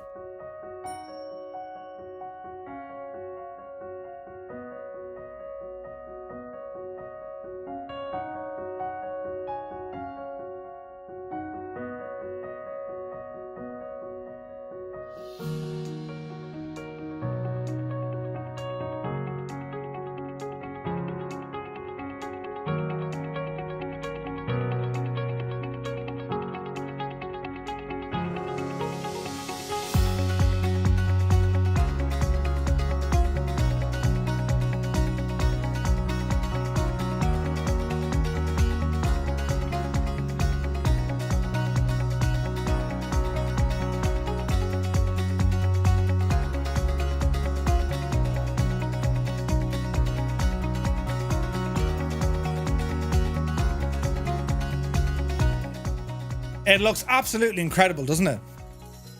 So their immersion package, the 737, and look at all the different bits and bobs we're getting in here. Brake dust, cloud effects, cloud illumination, contrails improved, engine chine vortices, cold start, there's water dripping off the friggin' wings. Absolutely incredible. Great work here from Parallel 42, all tailored for the Boeing 737 and compatible with PMDG and others. So exciting news for sure. So do we have it on a release date? It works with SimFX, that's from Parallel 42. It will be available soon, priced at $15. If you're a Club 42 member, you get early access to the add-on now. Now you might ask, Janie then, how do I get access to be a Club 42 member? I think you need to spend $42 on add-ons and you automatically get in there, right?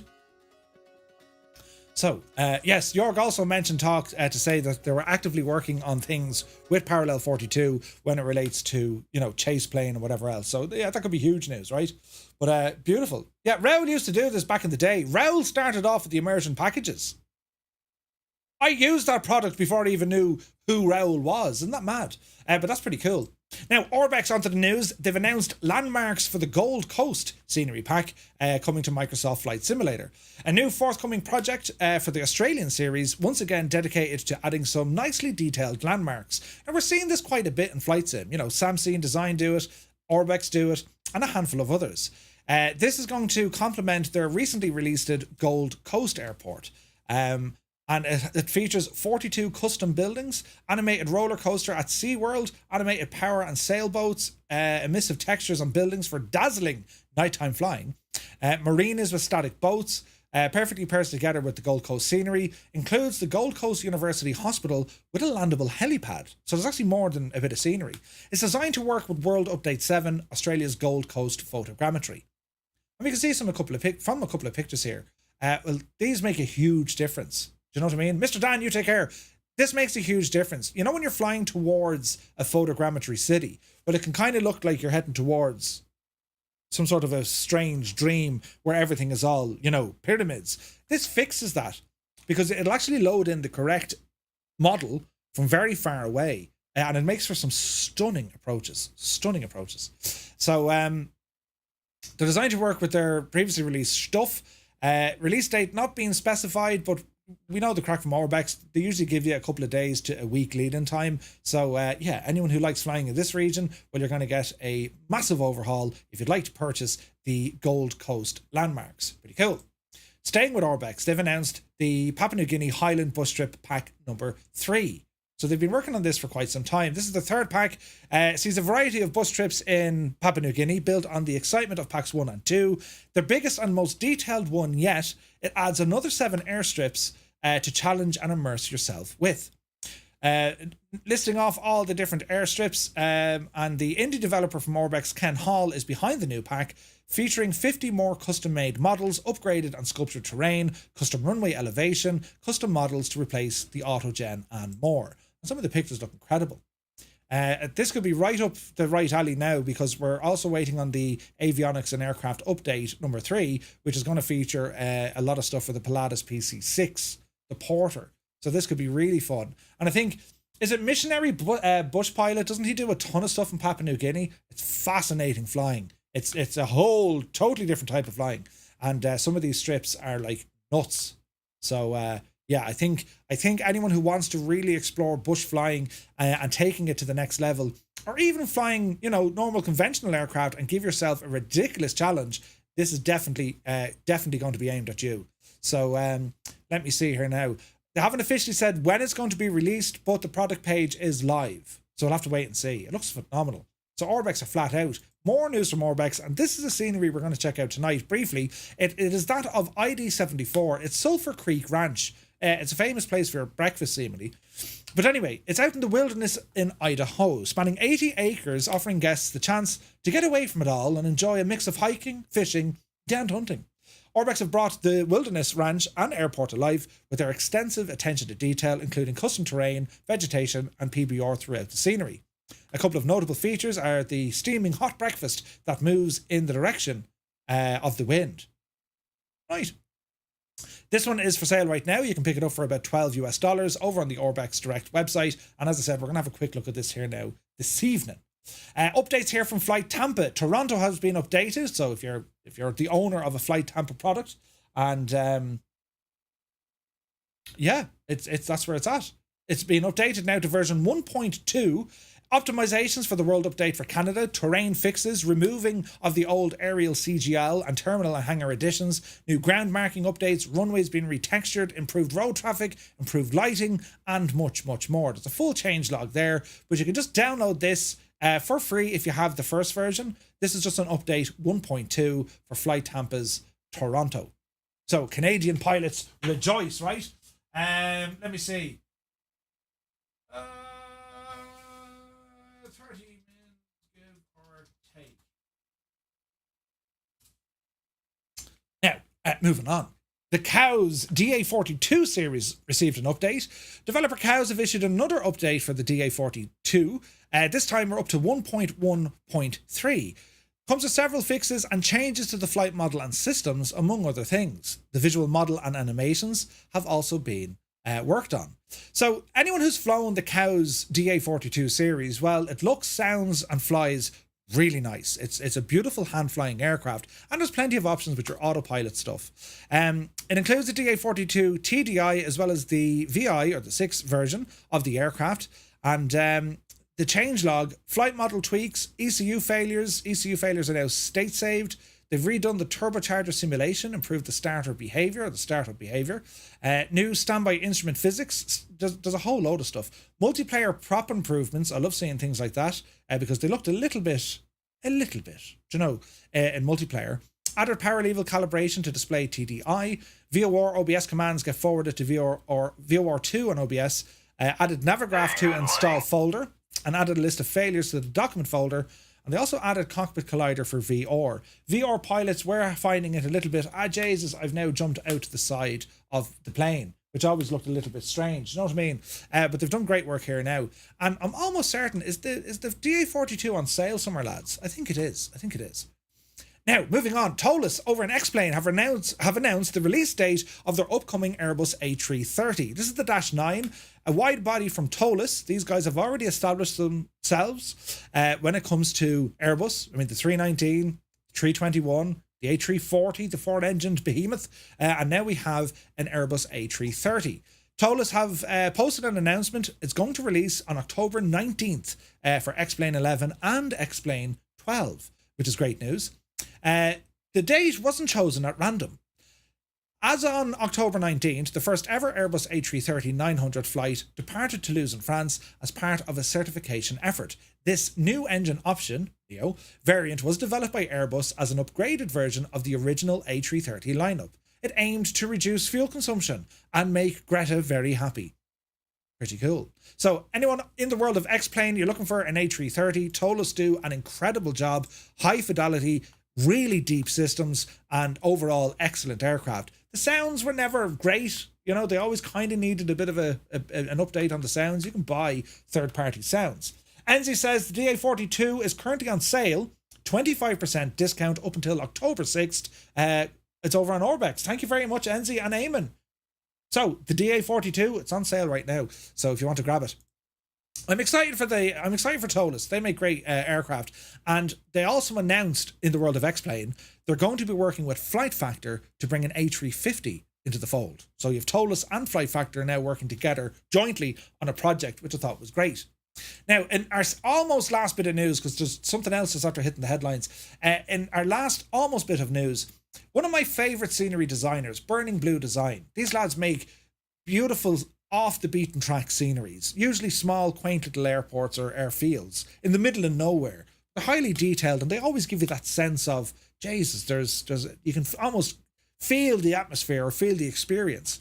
Well, they've now released a freeware airfield for us. It's called Fowlmere Airfield. Situated in the quaint Cambridgeshire countryside in England's southeast, Fowlmere Airport is brought to life by Burning Blue Design. Released as freeware, the airfield was once a base for RAF Spitfires in the Second World War, and later on, in the conflict, it housed various fighters of the United States Army Air Force, including that of P-51 Mustangs. Nowadays, the airfield is a tiny but lively aerodrome, hosting the British Aerobatic Academy and the Modern Air Flying Club. The airfield also pays homage to its wartime past, featuring 4 separate monuments to the sacrifices made during the conflict. And according to Burning Blue Design, Fowlmere has been faithfully recreated in Burning Blue Design, undertaking on-site visits to ensure the highest levels of accuracy. Burning Blue Design, these lads travel to these airports, take thousands of pictures, they record it, they get in, they talk to the people, they try and get, the local history, and then they come along and they build it. Well, they've released this as freeware, lads. This is a free airfield you can get. I've featured Burning Blue Design in this on the channel a lot. I really like what the guys do because they're doing something different, right? It's not all about the big, massive airports.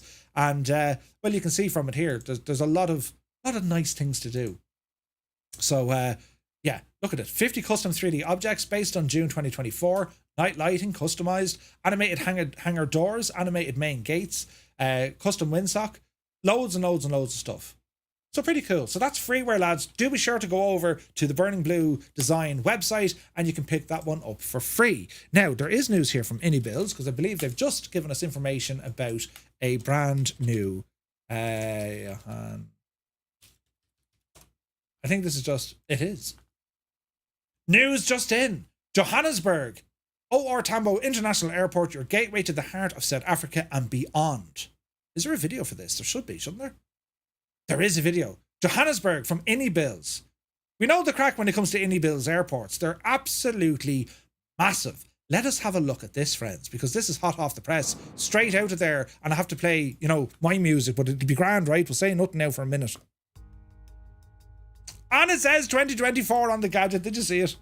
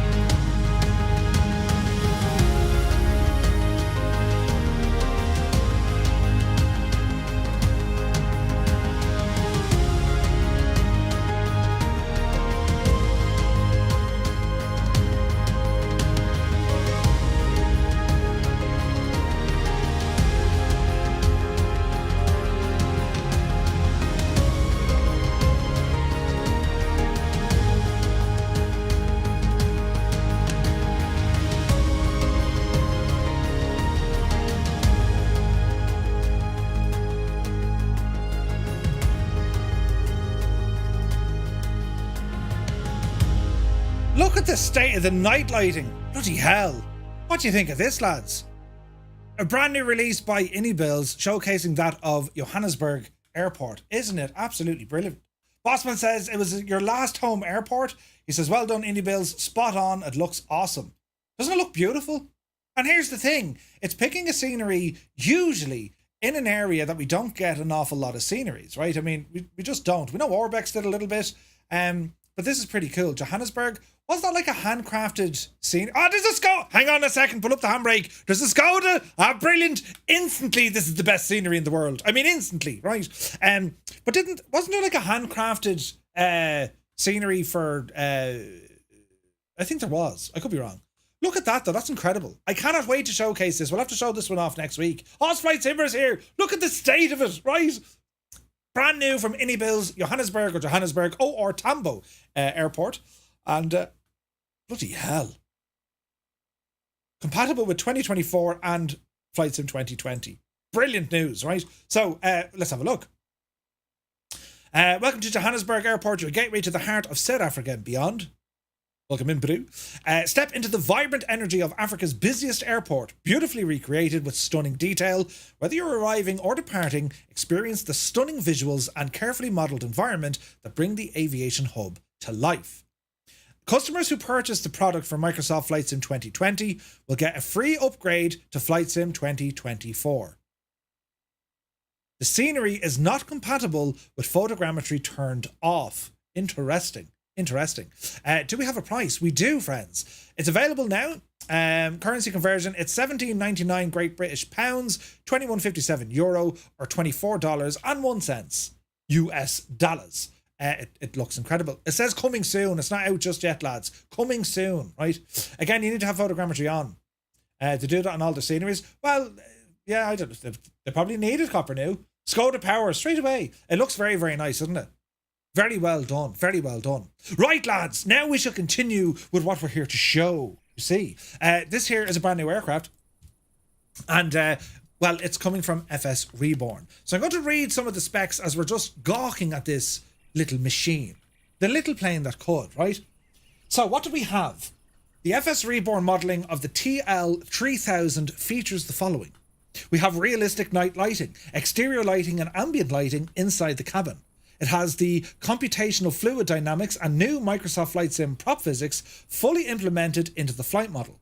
Realistic flight model tested by TL3000 pilots. It has rain and icing effects from Microsoft Flight Sim included. Highly accurate 3D model with animations. Opening doors. Full custom engine carburetor physics modelled. This includes choke behaviour due to ambient and engine temperature. Inverted flight consequences and many other real-world behaviours.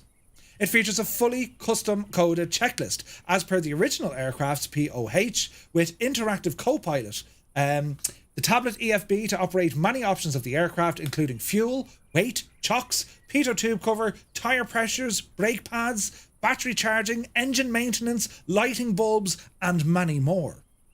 Custom maintenance module via the EFB which manages wear and tear to many components of the aircraft, alongside with realistic behaviours, such as failures and consequences in your flight, such as engine failure, brake failure, electrical failure, tyre air pressure, and many other real-world circumstances encountered by real-world pilots.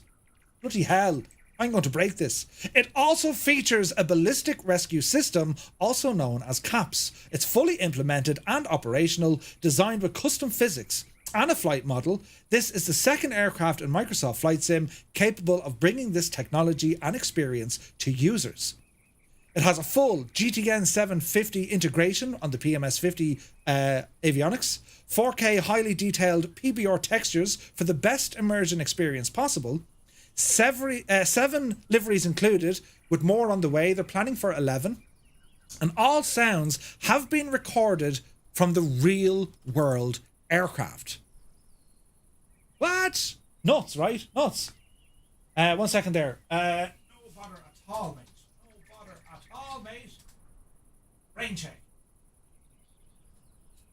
Hang on, lads. I'm just pressing buttons. Don't mind me. Right. Do you know when you have to send a response on like Discord? And do you know when sometimes you may type in the word wrong? Right? Like Alan, for example. Hello there. I tried to say hello, Alan, to someone very recently, and I mixed up where the L and the A and the N should be. What else? Don't put it in the chat. The mods will get you. Did you see what it did? But right, I tried to say hi, Alan. It came up completely wrong, and I didn't realise until he said, "What did you call me?" No, Jesus. But anyway, let us look at FSReborn's. It's just incredible work, right? Jesus. So, looking at the aircraft, you might say, Jesus, Murph, it's very similar to that of, like a Cessna. The high wing, yeah?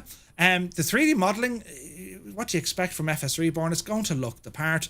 It's actually slightly bigger than what I thought, considering this is an ultralight aircraft, powered by the 912 Rotax engine, which is, right, it's we'll get right up and close to it now, just to kind of give us just like a sense of what the aircraft is going to offer. And again, the detail is it's staggering, right? Look at the spinner here. Like, they even have the grooves into the friggin' screws. Look, groovy screw, right? Nuts. If you come on down here, then we air intake. We see the exhaust there, landing gear, nice and basic. Has a wheel pants on, looking good. Nice and clean and shiny. It's a new aircraft. And let's look at some of the details. So you have your fueling points, look. It's a small, basic little airplane. I mean, it's an ultralight, right? But is this the right little ultralight to start going on adventures within the sim? I think it is, right? Look at the details here with the friggin' the LEDs, look. Isn't that incredible? Stunning, absolutely stunning. And yes, we do know it features the CAP system. Explosive danger, rocket deployed parachute area, stay clear. Should be a really case. Don't stand anywhere near this because it's going to give you a bad day. It features custom tail numbers. That's my own tail number, so you can pop that in if you wish. It's the static port area, right? Looking down towards the tail area. This is pretty cool, right? Because it's quite unique. Do you see here where the trim is? Look at that. It's only on one. It's on the elevator. And when we talk about, the animations, how everything moves, and the sounds, right? Very, very pretty. And rudder. Hear those sounds? The actual sounds of the aircraft. You gotta love it, right? You gotta love it. Right, so that's kind of it from the exterior view. And again, you talk about detail. I mean, look at the decals, like. Whoops. Right? Now, this is a pre-released aircraft. It's still in development, so if you do see anything kind of weird or wonderful or not quite right, well, don't worry. The aircraft has not released publicly yet. FSReborn are still working on it. So let us jump in to the cockpit. And oh, mother of Janie, it's all new. Right? This is all new. It's modern avionics. So we're used to seeing this now at FSReborn. This is their tablet, yeah? And we can get some information already. Well, what's the status of our aircraft? We can see things like our tire pressures, our engine tach hours, and all of this is simulated. You have options here to remove the pitot cover. We can see our pitot over there. Click on the little button, pitos be gone. Same with our chocks on the ground. Moving up, we have our realism options. And this is an aircraft that there is consequence. You misbehave, it'll bite, right? So we can turn things on or off. If we want a nice, easy life and not worry about consequence, we have the option to turn it off live, right? So turn it all on, Murph. I like a plane that tries to kill you. Do you know? So you can see it, look, electrical failures, battery wear and tear, light bulb failures, right? Light bulbs wear and tear, engine failures, all the jazz. We've seen this on similar products. We've seen it on the M500 and the Sting. When it comes into our maintenance, again, we can click on a certain component. It gives you information about what it is. And have a look at this, the battery. The battery is designed to last around 200 cycles. That's a full discharge and recharge. For simulation purposes, the TL3000 battery will last about 200 hours. A battery with close to 200 hours will start to cause electrical issues for your aircraft. What? We can replace it or we can recharge it. The status is telling us, look, it's okay. All right, sweet. But what about the tires? Tires are designed to last about 100 hours of flying if you keep them well maintained.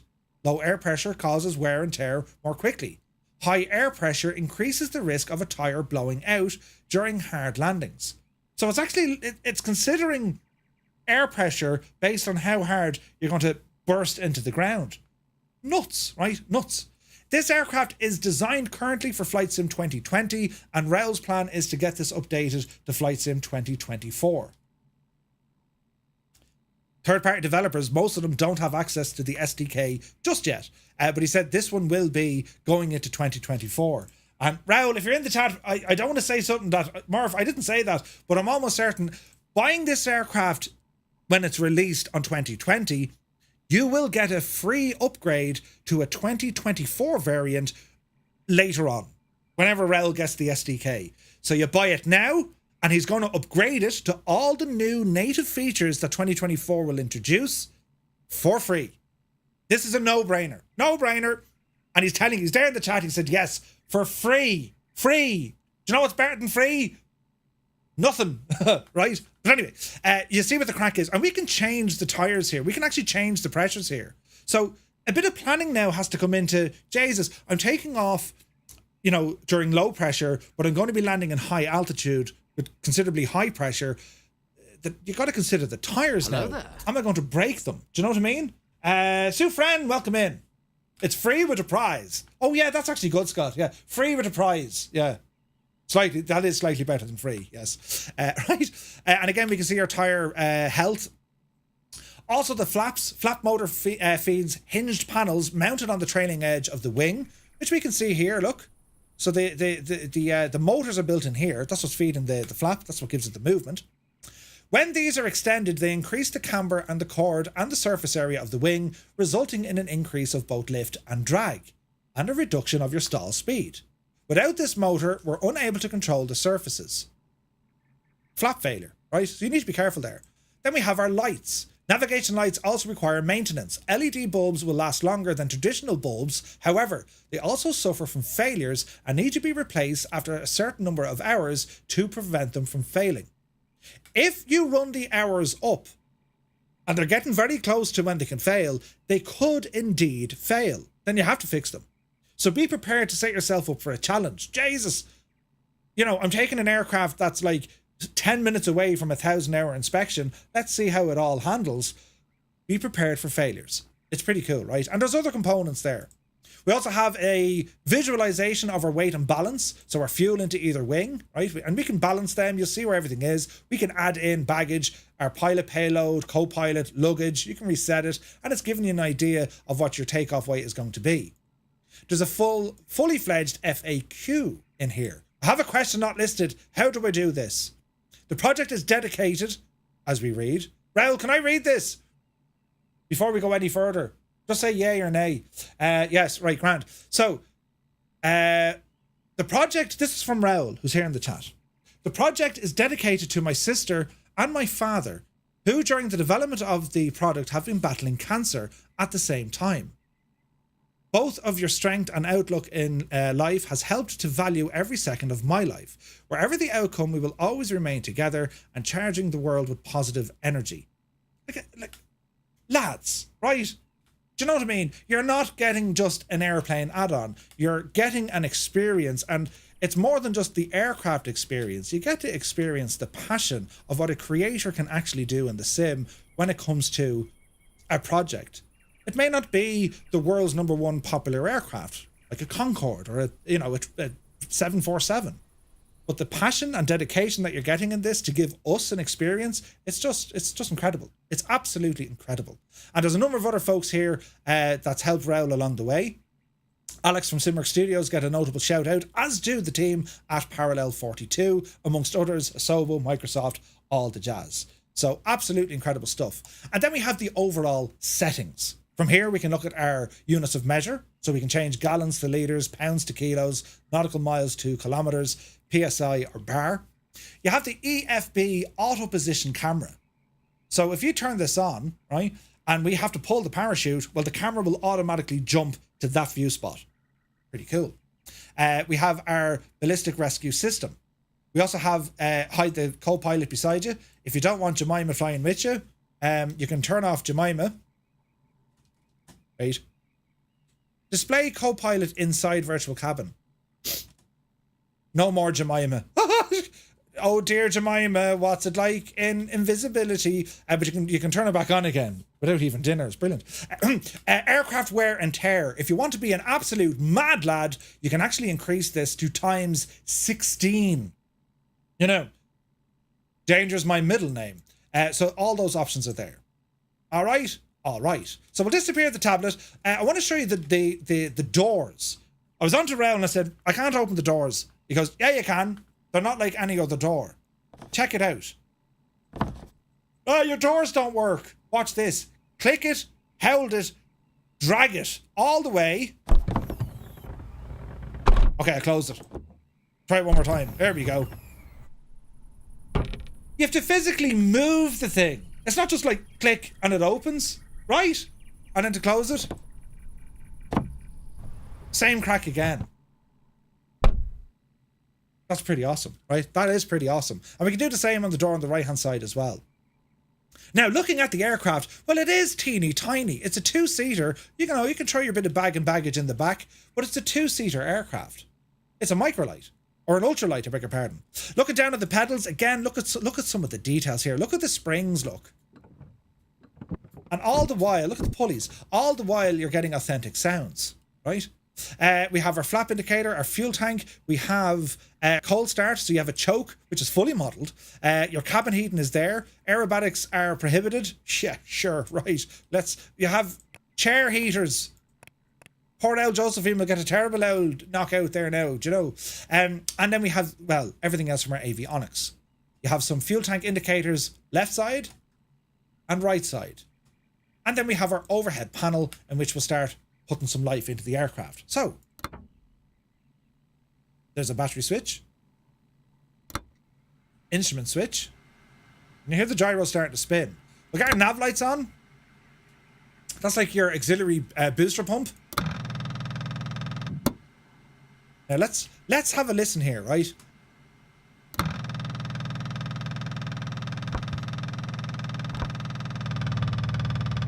You hear that?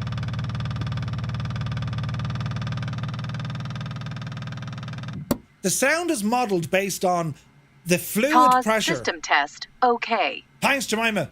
It's simulating the sound of the fuel actually moving through the fuel line. I have the tanks turned off, and if I turn on the booster pump, you can almost hear the speed in which the motor is turning. And then we put it onto a tank with fuel in it.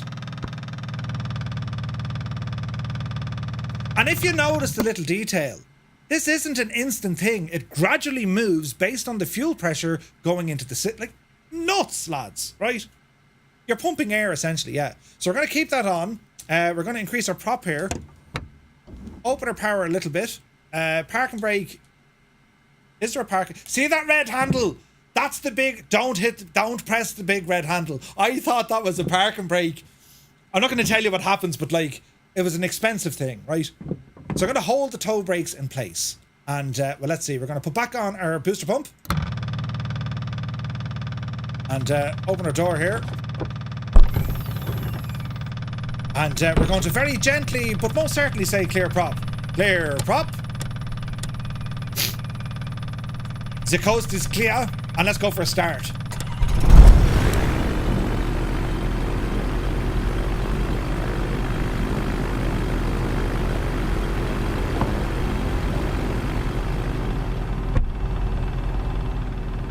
Right? Amazing. Right, continue on. Booster pump, good luck to you. Instruments are already on. Autopilot system. We have an autopilot. Flight director. And custom coded G3Xs, I might add. Now, let's have a look here. That looks good, that looks good. Everything kind of looks good. I want extreme warm seat action. Even the lights are modelled. Let's have a listen to the sounds. These are recorded from the actual aircraft. Have a listen. Like, it's only a Rotax, but it sounds great.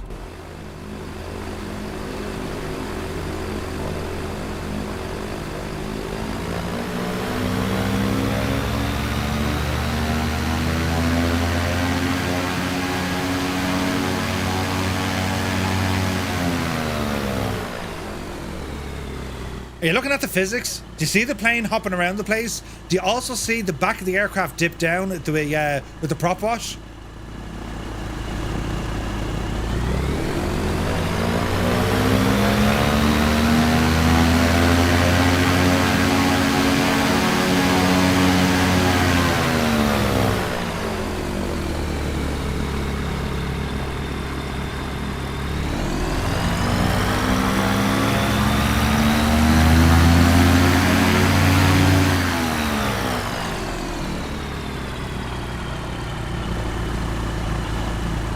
Pretty nice, right?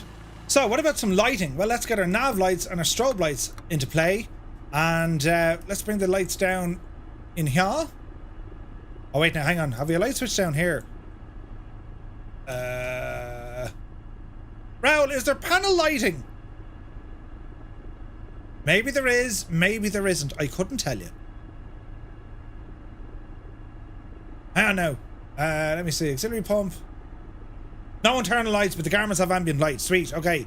Bring her down there now, Betsy. Look at the reflections. Right? Outside, look at the strobes.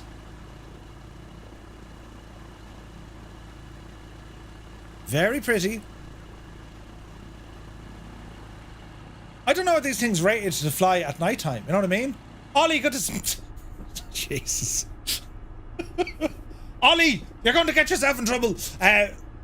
It's very pretty. Are they night rated? Probably not. If it's an ultralight, it wouldn't be, right? It wouldn't be. So how does it fly? Well, I'm glad you asked. Let's go check it out. The flap. Do you hear the sounds?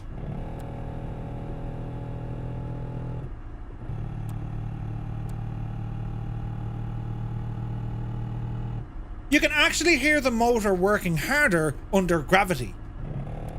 Faster moving down, slower moving up. You gotta, the little things. Right, bit of movement here now, Jemima. Look at that compass. And not only that, there's an air vent here, I think, isn't there? Isn't there an air vent? There is. Look at this, see the air vent down here, look. I've just pulled the air vent and look at the animation up on the main screen. Can you guys see that? Can you see that? Right? Nuts. It actually opens a tiny, tiny little vent just behind the compass there. Beautiful. Right. This is the new Orbx scenery I was telling you about. Let's see if we can take off without causing some sort of an international incident, and hopefully that we don't hit anything. We'll hang it right here, look. Easy now, Jemima. Look at those displays. Look at the refresh rate.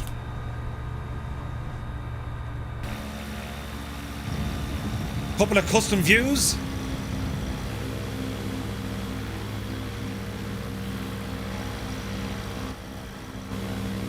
Jesus, there's a bird. It's a plane. Did you see what I did there? Alright, get ourselves turned around. Easy now. Easy, easy. So I'm going to go with 1 notch of flaps for takeoff. Easy now. Oh, Jesus. This is Flight Sim 2020. Right, transponder. Stick it on there now. Altitude mode. We're VF4, that'll do. And some maps. Bring them out so we know what we're doing. Right, friends, are we ready? Radio's looking good. We can change frequencies if we want to. Very good. Battery's charging. Pump is off. Right now, if I turn on that, will it come on? Yes. So you can see the pump doing pump things. Alright. So, well, let's go take off and see what happens. Are we ready? Advancing the power.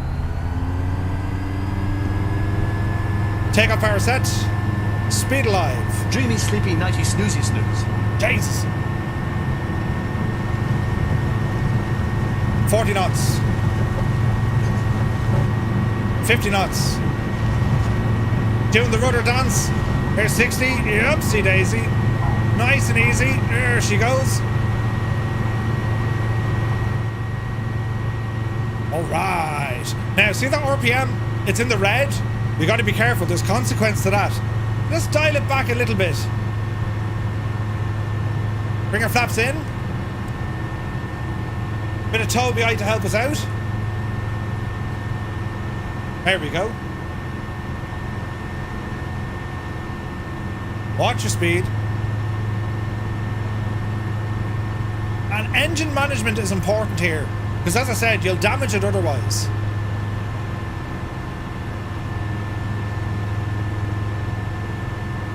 Beautiful. Did we forget the takeoff flaps? No, we had them. Don't sink, don't sink, don't sink, don't sink. She's telling me not to sink. Now, remember what he was saying about the carburetor? Now, if I do this, we'll die, but I need to show you. If I put the aircraft inverted... Oh, Jesus, I'm about to put it into a spin. Don't panic! Shh, shh, it's fine, it's fine. We're all right. If you put the thing upside down, you're going to starve the engine of fuel, and your engine will cut out. How friggin' nuts is that? Right? Yeah, it's grand. It's grand. Auto position EFB, no. So ballistic camera is activated, yes. So if all goes terribly wrong, friends, up you get your divil. It's using the terrain awareness, yeah? Isn't it gorgeous? Yes!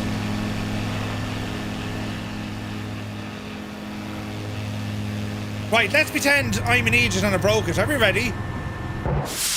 Mother of Jesus. Jesus! Wendy! I can fly. Right, do you know? So here we are now, and we're in drone camera, and we're floating with parachute physics, I might add, on our way to the ground, in which hopefully we won't, you know, shag it, right? But there you go. A parachute mode has been enabled. If we were like the flyby camera, look at it, yeah. That's the speed in which we're moving, heading down. It actually cut the engine prior to deployment, correct? It cuts the engine.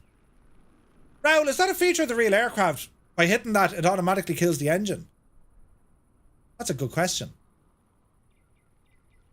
It does. So it's actually based on what the aircraft does in the real world. It'll cut the engine. Do you hear it? Touchdown, and look at the physics. Beautiful. Parachute is on the ground, and now you have lived another day. And, you know, ask someone terribly nice, can we tow the aircraft? What do we think, lads? What do we think of this machine? Do we like? All sorts of warnings. Raoul, is there a way to reset that in the sim, or do we have to start a new flight? That I'm not sure. And you have click spots for the yokes and all that. You can appear or disappear them. You can repack the chute in the EFB. Right? Like, brilliant. Do you have it turned on yet? Hang on. Settings, status. Where do we find that? Maintenance. Into maintenance, repack the parachute.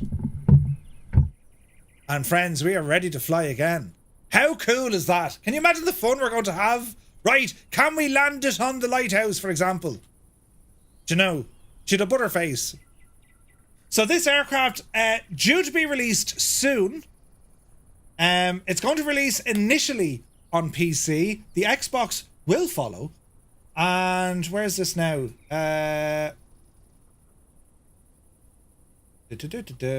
Raoul, what's the price? Oh, here it is.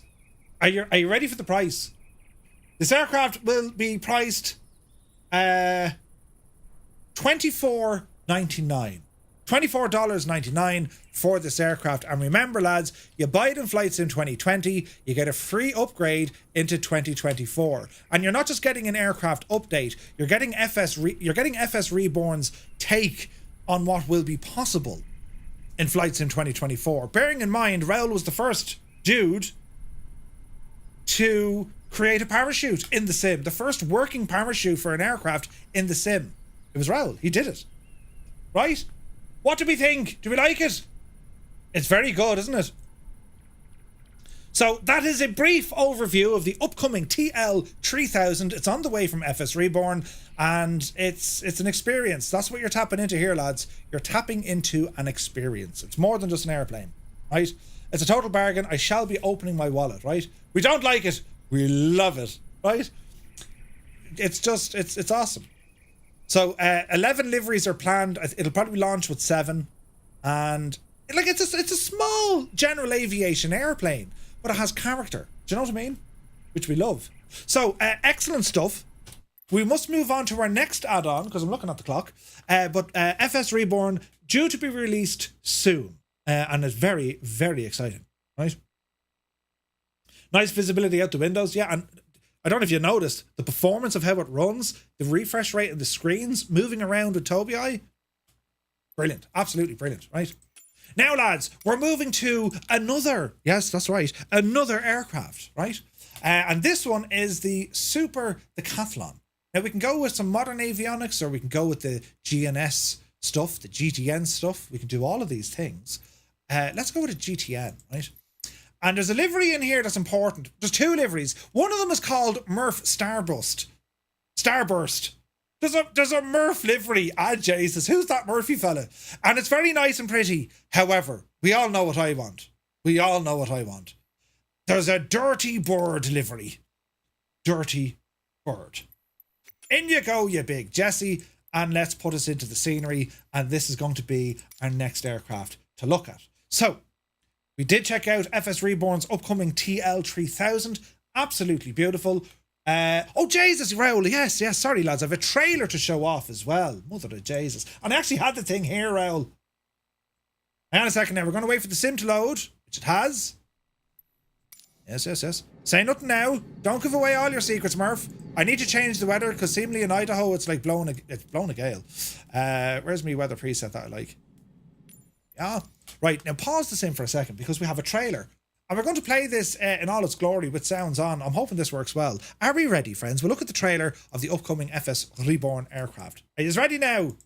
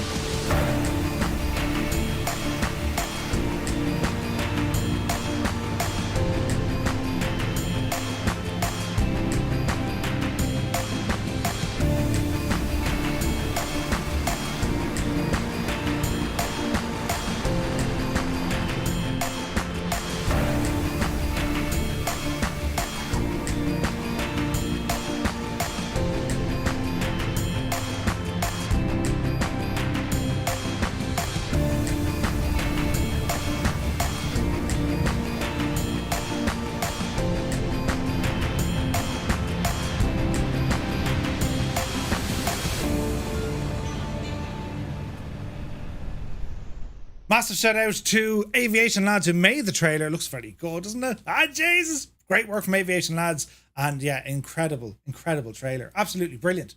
Now, fair play to our mods, the sound lads, because they're saying, Murph, you're after missing a heap of the chat. So let's jump into the chat briefly, because I'm after forgetting. I'm very busy tonight, but I hate missing things in the chat. So let's have a look. No, we got that bit. Let me see here now. And now for something completely different, right? It's a seriously good plane. Isn't it beautiful? Also, you can file IF4 in a LSA. That's like a light sport license, isn't it? You cannot go IMC though, okay? Let's have a look here now. Don't sink. Yeah, she was given out. Is this how you land this thing? No, you can land it conventionally, but like pulling the chute is always fun. Do you know? But yeah, it actually cut the engine, which is nuts, right? I'm on the phone for 15 seconds and you're already in the trees, which it's me, like, you know. It's pretty cool though, isn't it? Parachute landing challenges. Yes, absolutely. Old Veteran says in 2024, this is going to make your insurance skyrocket, right? Retriever Neil says, total bargain, I shall be opening my wallet. Indeed. CP65 says, can the exterior textures be a little bit more matte? They seem a little bit too shiny. This is the only minor issue I've seen. Yeah. Feedback is always welcome, lads. Enzi says, one of my German friends and YouTubers landed the S4 on one of his community flights exactly like this. On the last airport of the flight, pulled the chute and landed on the taxiway. Nice. Now, let me see. This plane has a livery for you, right? Now, let me see. Instant buy on Friday, right? Georgie board. Yeah, we're going to move on to the next aircraft now. But from FSReborn, like, incredible stuff. Absolutely incredible stuff. So this airplane, before we jump there, well, let's explore the scenery. This is ID4 Sulphur Creek, and it's from Orbx, right? It's available now. You can pick it up. It's about $10 or $11, kind of dependent with taxes and whatever. But this is what you get. And, you know, the smoke moves with the wind. There's a barbecue there for breakfast. See the umbrellas? Well, I think at nighttime these kind of fold down, right? Brilliant. And look at, like, yes. Right, do you know what I mean? Very, very good. What else do we have? We've loads of little just things to go exploring. Bloody hell, look at the breakfast there, look. Sausages and burgers. Yeah, burgers, that's what you want. But look at the area. I mean, look, you're surrounded by forests. Very tall mountains all around you. There's a number of static aircraft lined up here as well. Plenty of static people out. I mean, it is a bush area. It's a bush flying location, right? There's Jemima. She looks dedicated to flying it. And yeah, they're going to go flying, go for now spin. You have like the ranch. You have the ranch, right? The sausages, right? Yeah, I'm just waiting to see Kando somewhere. Do you know what I mean? How are you, horse? Jesus, there's even a bird on top of the yoke, look. Bloody hell. The sounds and everything, isn't it class? But it's just a nice, quaint little bush airfield in the middle of friggin' nowhere in Idaho. What do you think? Burger me. Isn't it nice? Idaho is always... Oh, look at this. Idaho is always just a special place to go flying. We're down on the lake here now. The pond. Jesus, just floating ducks. Brilliant. There's Samuel with his dog. A spot of fishing. He's after leaving Pedro up here with the map. Jesus, you look lost, mate. And he's by the campfire and his tent with a pickup truck. It's pretty cool, this, isn't it? And like, this is all custom vegetation as well. See the trees? And like, you know what I mean? Not deadly, isn't it? Very, very good indeed. Right, what else do we have? Let's have a look. More horses. How are we, horse? Look, you can bring the horse to the water, but you can't get him to drink it. He's neighing at us. What else do we have?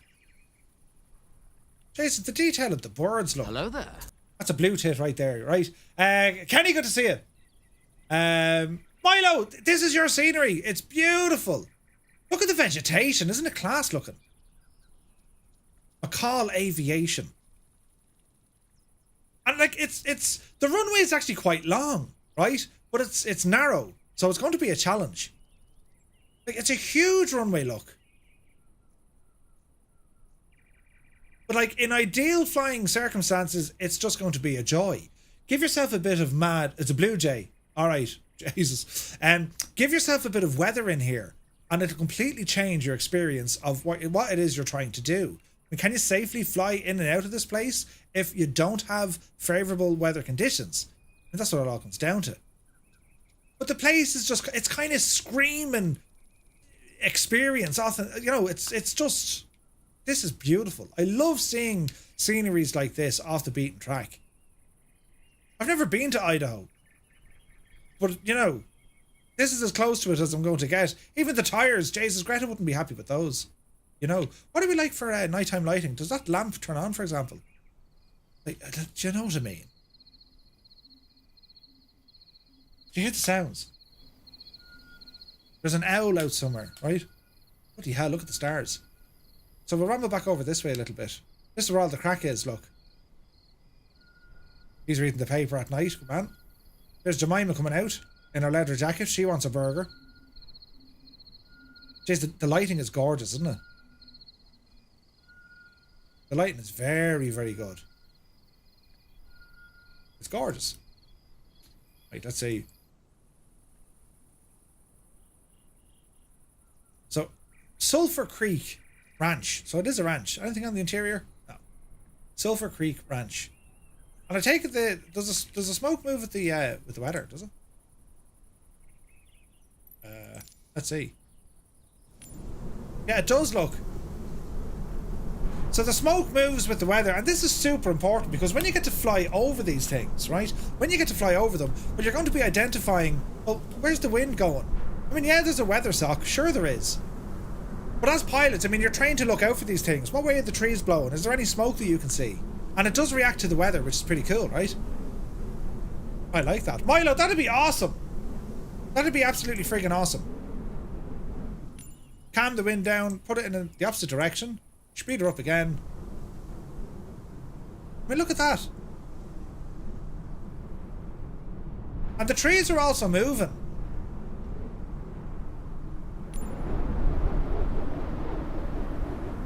"78 knots later." Bloody hell, Murph. Right, now let's see. Typical summer day. There we have it. So it's a very beautiful location. It looks cold. It looks amazing. And all the little buildings, all the little cabins. You fly in, you can go tenting if you want, or you go out to the little cabins. Let's see now, there's information on this one. Honeymoon Suite. Oh, behave. Right, the fire's lighting in that one. Right. Savage. Very, very nice. Awesome work here, Milo. This is gorgeous, man. Right, let us move on to our next aircraft as we attempt to take this machine out for a spin. The Super Decathlon, right? And we have some information here. This is from Hangar Studio 713. These are the guys who brought us the Navion, right? So the American champion Super Decathlon for Microsoft Flight Sim. It's renowned for its robust design and exceptional aerobatic capabilities, making it a go-to aircraft for aerobatics training in real life. It has a powerful Lycoming AEIO 360 engine and a lightweight frame. It's built to withstand high G maneuvers while providing superior control in all flight altitudes. The Super Decathlon for 2020 faithfully replicates these characteristics, offering a virtual flight experience that mirrors the real thing as closely as possible. Some of the features we have: aerobatic excellence, capable of performing advanced maneuvers such as loops, rolls, hammerheads, spins, and more. This aircraft is ideal for honing your aerobatic skills. The plane is built to handle +6 and -5 Gs.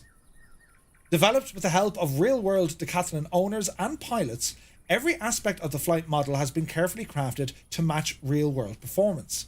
This includes unique handling dynamics of a tail dragger, particularly during takeoff and landing, where precision is key. Tested in fully immersive VR environments with motion simulators, the aircraft delivers unmatched realism in both visual and handling characteristics. Detailed 3D modelling and texture. Every nut, bolt and surface has been modelled with painstaking detail. The virtual cockpit offers both an analogue and a glass panel, each featuring advanced avionics and customizable setups to suit your flying style. Liveries and customization included several real-world liveries, including those of actual aircraft owners. These liveries are not only a personal touch, but also reflect the authenticity. We have smoke systems for air shows. Engage the smoke system and take to the skies for your own virtual air show performance. It also has ground features, fully interactive elements such as modelled engine, visible during oil checks, functioning door and window animations, and a detailed yoke pedal system to give you complete control over the feature. This aircraft, it's down as the perfect landing tool or learning tool for aerobatics. Whether you're new to aerobatics or an experienced pilot, well, the Super Decathlon offers an immersive way to refine your skills. The plane's unique handling and forgiving nature make it a fantastic trainer for beginners to manage or to master aerobatic techniques. Robust performance allows experienced pilots to perform more advanced maneuvers, and the Microsoft Flight Sim 2020 physics engine, combined with the realistic flight model, provides a simulation environment where you can practice without the risk of real-world flying. This is nuts. Tail dragging handling. Experience the nuances of flying a tail dragger. Ideal for RC aviation enthusiasts as well. And it's a new chapter for Flight Sim 2020 aerobatics. The American champion Super Decathlon is not just another aircraft for your hangar, a gateway to the world of precision aerobatics. Now the feature, 28 custom painted PBR liveries. It's using the computational fluid dynamics. New custom prop animation. Soft body physics simulation. There's 3 variants, an analog, the GNS 430 and a GTN 650. Xbox only exclusive partnership with PMS 50. The new in-game GTN 750 panel, upgradable to premium, will be available to Xbox. Xbox will have accessibility now to PMS 50's GTN 750 avionics package, in which, if they want the premium edition, well, they can buy that and the licenses transfer, right? But if you're on Xbox, well, this aircraft will give you access to the GTN 750. They've partnered. Hangar Studios has partnered with PMS 50. So that's huge news. Massive news for Xbox pilots. You now get the GTN 750 into Xbox. That's huge, lads. Great stuff. Functioning circuit breakers, checklists, aerobatic owner, pilot trainer certified, and much, much more. It's huge news. So we need to go flying in the thing, right? So let's have a look. There's Milo. Thank you so much. Right, buttons. Let's have a look. I'm fierce handy at doing things and breaking things. How do we do this now? Keep your eyes on our Discord. We're going to do a giveaway on Discord for this Orbx scenery, lads. So after the stream, I shall do a giveaway on Discord. Make sure you're on our Discord in order to get access to the giveaway, right? Exclamation point Discord. That'll bring you in. And with a thanks to Orbx, in particular to Milo, who's just given us a code to give away. That's awesome, dude. Thank you very, very much indeed. So we'll do a giveaway here now shortly on our Discord. I want to hop into this plane and get it flying and kind of show you guys what it's all about. So let's have a look. Where is this now?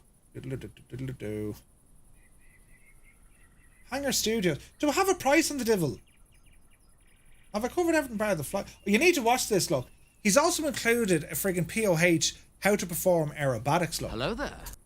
How to perform aerobatics. Absolutely nuts. Right? He's teaching you how to do all the aerobatics with the aircraft. So the PC version now available, priced at $19.99, and Xbox will be available in this week's official marketplace update. The aircraft is now ready to rock. So let's have a look. And similarly, where's this now? I did ask the question, so hang on. I just need to find it where I have it. Let's see here now before we go flying. Where's the thing now? This is going to be for both 2020 and 2024. The aircraft is going to be compatible with both versions of Flight Simulator 2020 and 2024. Right? So you can pick it up now in 2020 and it's the same crack again. It's going to be available then on 2024. So Hangar Studios are going to make this, they're just going to make it happen, right? So let's jump in, shall we? So welcome to the cockpit. And you're probably saying, Jesus, well, it is a narrow one. It's similar to what you'd see in like a Piper Cub kind of thing. Yeah, similar, right? So let's see here now. I bet you I've no view set up. What a muppet. Right, hang on, lads, bear with me. I need to set up some views. So we'll use this one. Look out. We'll use a window one. Look at that. See that instrument there? That's for aerobatics, by the way. They use that to find out where the horizon is and all that jazz, yeah? So we have a fuel tank indicator up here on the right side. Nothing above us. Fuel tank indicator on the left side. On the other variant of this aircraft, there's actually a whole load of switches up here. Battery, avionics, all that jazz. We do have a switch for this little red light. And we can move this divil around. Leave it off for the moment. Right, well, let's have a look here because we've a lot of stuff going on. So let's go ahead and turn on the master battery. And there's ignition. Get the avionics on. And let's just get a bit of familiarization. So do not open the door above that speed or the window. Okay, sweet. Let's see now. What's that do? Fuel down is on or off. So that's your fuel shut off. Okay. Elevator trim. Throttle open. Hot air open. Throttle in the back seat as well. Okay. Now can we move this? So we can kind of half open it. I imagine the door is over here, so it is.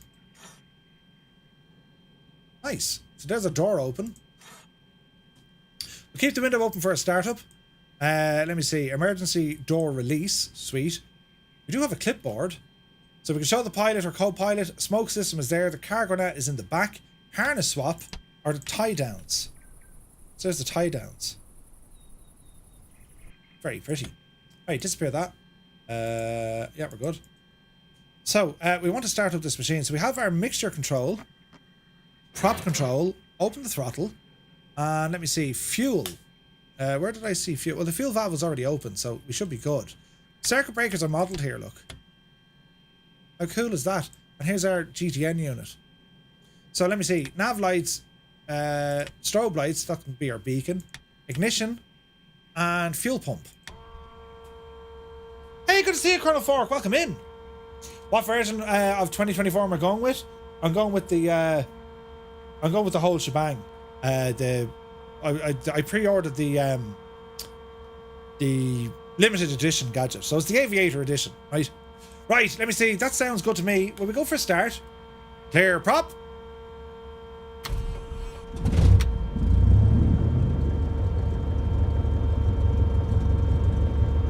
Oh yes. Oh yes. That sounded really good, didn't it? Now what else do we need to do here before we go flying? Park and brake, air vents. Air vents. Close our window. There's no change of sound from the window. Alright. And hello there. Get ourselves back into, this is where we fly from, right? Let me see. Keith Catcher, welcome in. 1 second now.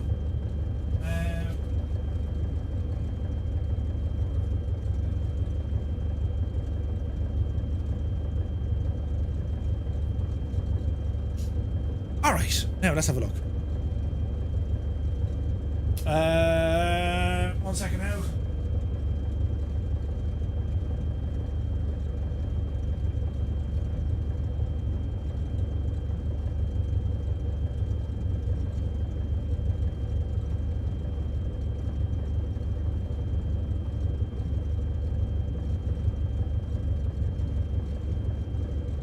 Right, let's see if the thing can fly. Can it fly? Well, let's find out. So, park and brake off. Bit of power. It moves. Test the brakes. And let's have a listen to the sounds, lads, will we? The landing light strobes, look, that's awesome. Right, hang on. Let's have a listen to the sounds.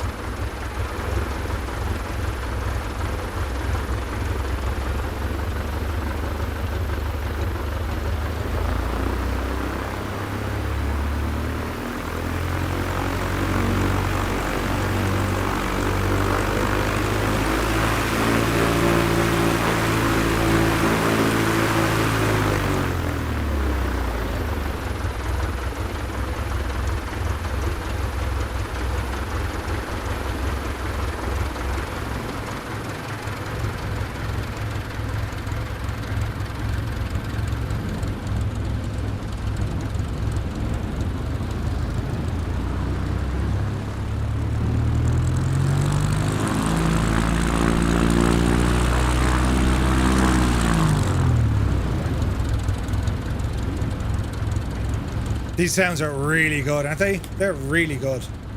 All right, let's see if we can fly. There's no flaps from what I can see. No, who needs flaps? Right. Easy does it now, Jemima. And let's see what happens. Altitude reporting. Reset our barrow in our direction. Again, we have an autopilot, which is handy. All the shaking and rattling and rolling. Couple of views set up here. Let's jump into the back where Jemima sits. Ah! Never mind. Ah! Let's not do that again. That was terrifying. Couple of custom cameras.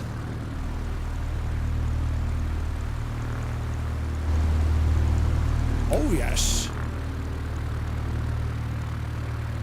I love the texturing. Isn't it lovely? Alright, get ourselves spun round here.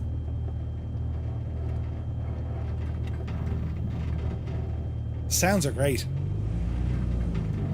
Alright, easy. Oh, Jesus, easy now. We nearly cut it out. It's alright. So, park and brake. Let's have a quick look at some of these textures here. Like, the sheer amount of liveries this thing comes with, it's nuts, right? Nuts. But let's kind of check it out here, look. Beware of the spinning prop. Isn't it pretty?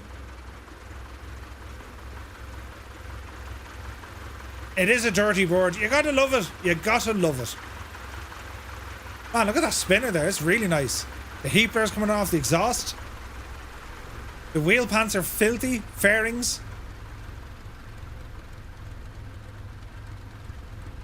I mean, it's such a simple little airplane, but look at the details, lads.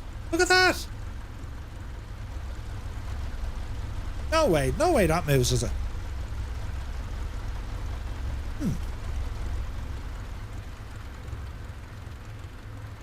Look at the wing, look. I mean, look at the flight control surfaces when they move, look. Beautiful. What do you think of this thing? From Hangar Studios, isn't it gorgeous? Like, even the sound, you can hear the wind bashing off the back of the aircraft. It's done really well. Let's have a look at the control surfaces. They're nice.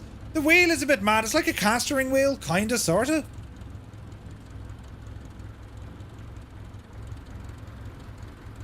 Okay. It is time to fly the machine. Are we ready? Right, don't break it, Murph, whatever you do. Right. Mixture. Fully rich. Power coming in. And gently does it.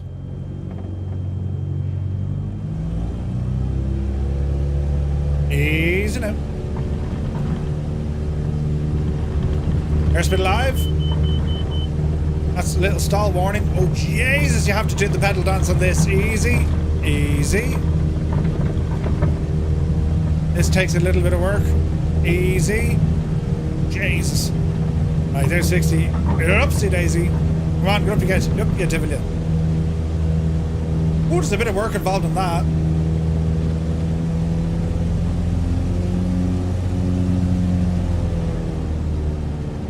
Easy now.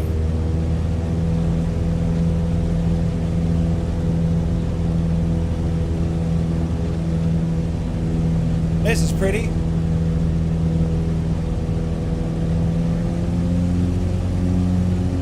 Great sounds, isn't there?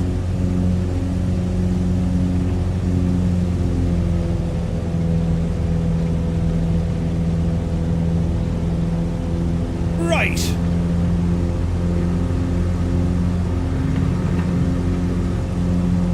It's very fluid. What's our speed? 85? Jesus! Brilliant.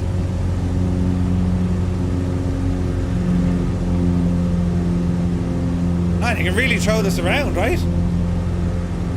Remember, Murphy games, but we all say, I'm simulating the game. Well,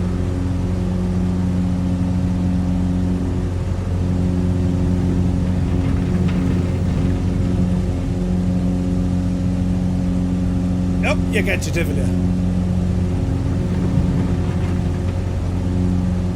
That's really nice. Right, a hammerhead. Can't you do a hammerhead? Let's see what happens here, sports fans. Watch the stall. There's a warning. Up or down. Oh, yes. Brilliant.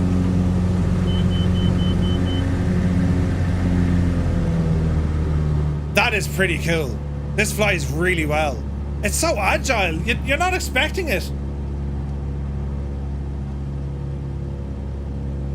Eagle Motorsports, a 1490 and a 900-ish, I think. Hang on now. Smoke on. Yes.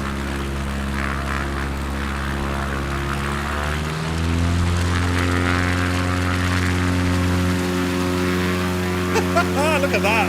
That's awesome.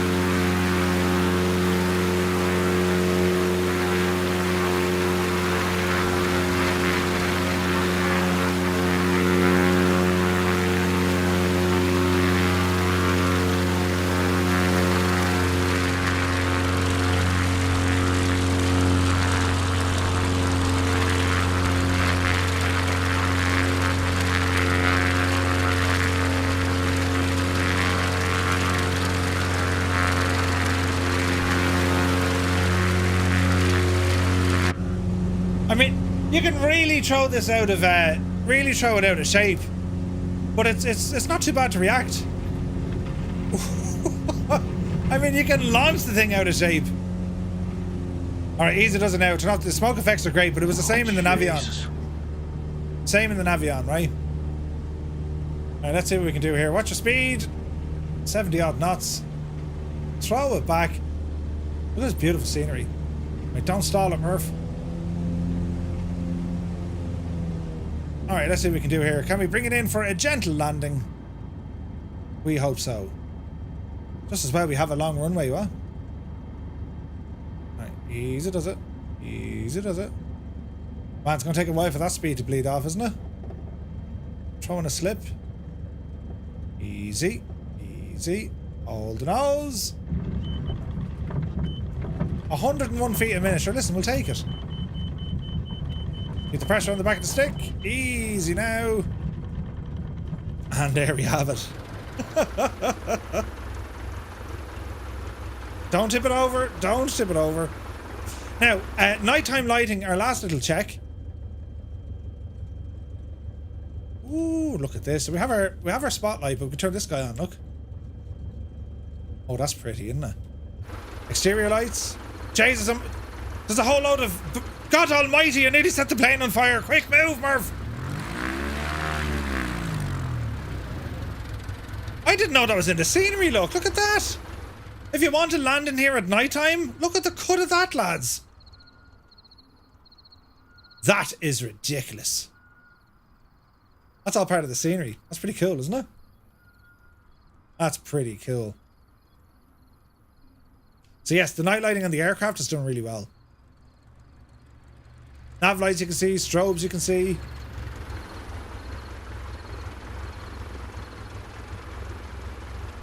I do like it. What an interesting machine. Do we like it? They pop in at night for crazy people. That's nuts, isn't it? That's nuts. Oh,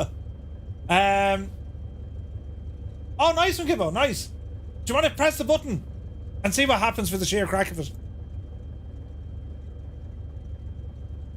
So here we have, lads, the Super Decathlon, available now from Hangar Studios 713.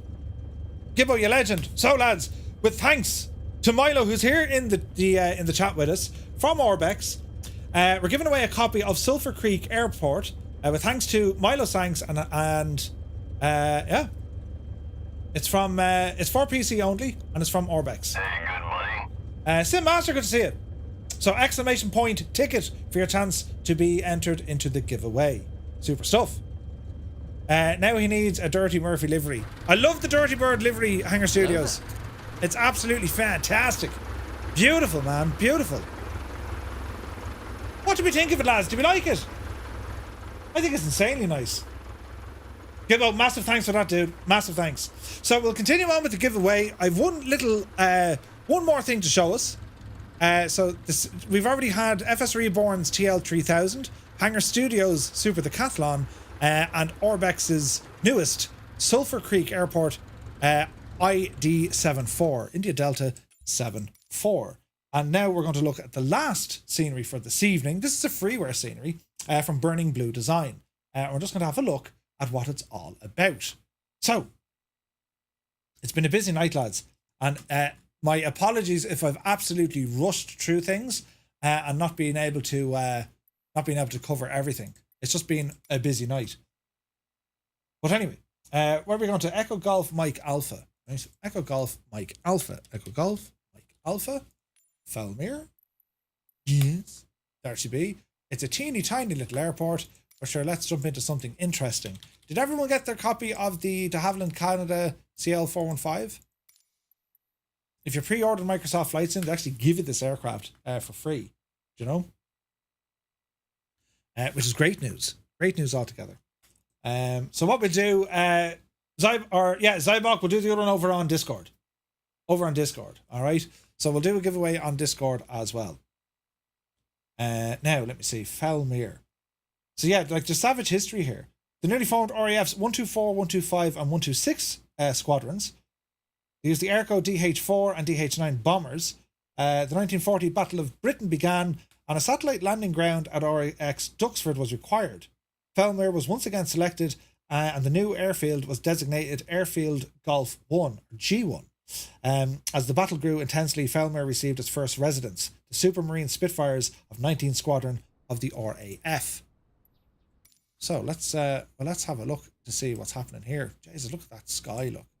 Right, we'll brighten it up. Here we go. Oh, this looks nice. Typical English weather, we gotta love it. Let's go to something custom here so we can actually see the thing. Typical summer day. Now, this is a freeware, it's a freeware scenery. And also, if you had the chance, look at the size of this thing. If you had the chance, are we right? I think so. If you had the chance to pick up the 415, it's certainly something. Let's just zoom out and get our bearings here. This is from, as I said, Burning Blue Design. It's a freeware scenery. It looks very basic. There's the runway over there. Oh, this is actually kind of nice. This is nice. Jesus. Right, hang on a second. Burning Blue go into like ridiculous levels of detail, so we'll start at the beginning, right? Captain Ray, I'll do it after the stream. We'll do it after the stream. So they have custom trees, look. Oh, that's savage looking. Look at that. So these are all hand placed, look. 3D trees. And wait till you see in 2024. I mean, that's kind of the standard that you're going to get, right? Isn't that cool? It's blue and brilliant. Now it's a little bit bright there, I think. So we'll you know what I'm saying? There we go.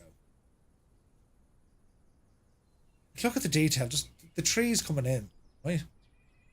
No Murphline tonight. No, we're going to jump that to next week. It's too late, lads, by the time we get started. It's a school night, man. No, so we'll jump into Murphline next week. This is freeware now, so we're just exploring. Everything's handcrafted. It's a Dacia Duster. Here's a man standing at his house, wondering what we're doing. Beautiful Porsche look. Yeah. Now, the fact that he owns a Fiat, I don't know. That there now, without even thinking what it is, that's a Skoda. You have to mind them, do you know? What else do we have? Look at the detail, look. Amazon Prime. Here's a man by a pickup. Oh, look at the nice... What's this now? Aquarius hair design. Brilliant. Brilliant. Hey, Mutt Dog, good to see you. We have a Honda Super Sport bike. That's pretty cool. There's a lady waiting on the hairdresser to open. Don't worry, Jacinta, it'll be grand. This is pretty cool. This is freeware, lads. Did I mention it's for free? And this is available right now on the Burning Blue Design website. Do you know, ring the number.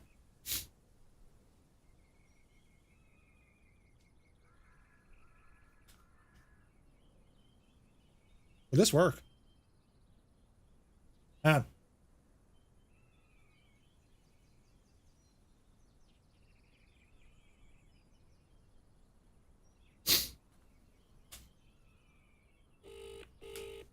ringing.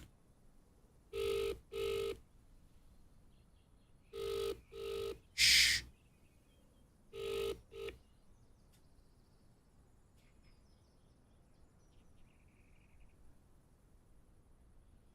Hello? It just rings out. Imagine if they ring me back. Hello, we have a missed call from you. Bloody hell.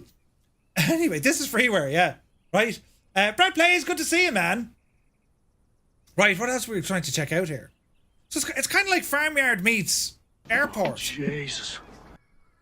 But like, it was used extensively with the RAF. Oh, look, we got stuff over here, lads. Look. Oh, look at this. Look at this. Commemoration of number 19 Squadron of the RAF in Fowlmere. Look at that, lads. Oh, that's really nice, isn't it? Oh, Jesus. 19 Squadron. Oh, that's very nice.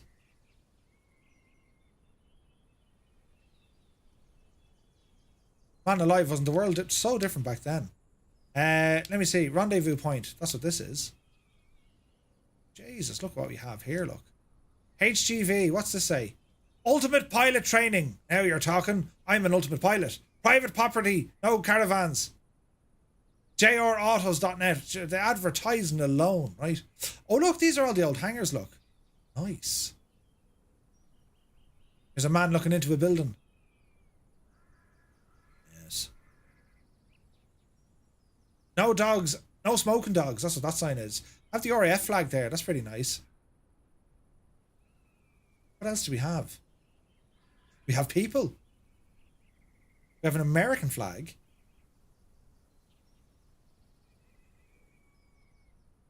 This won't be a burning blue design without Steve. Is Steve in this? Where's Steve?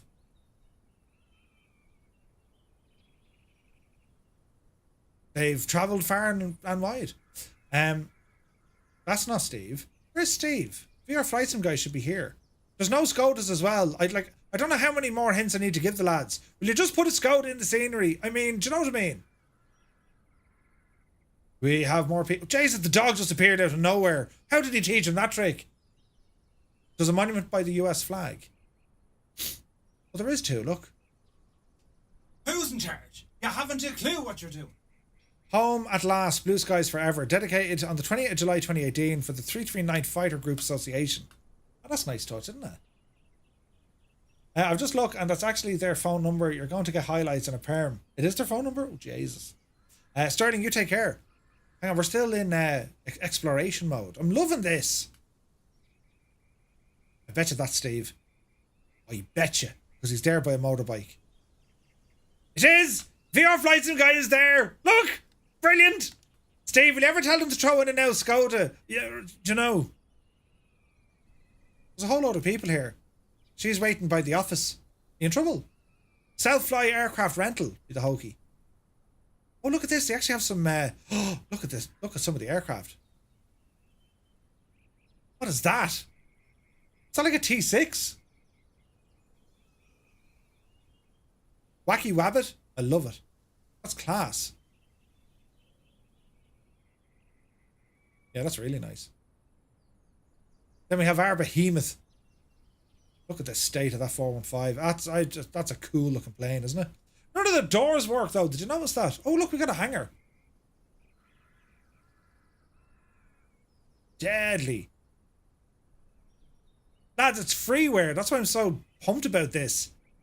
I mean, this is Burning Blue Designs quality that you get in payware sceneries, and they've made this one for us for free. Broken planes, though. Jesus, wouldn't you love to just drive over, get a trailer, and bring one of these home and like build your sim out of it? Is anyone else that sad like I am? Bloody hell, look at the detail. You know, or a Cessna that the front fell off.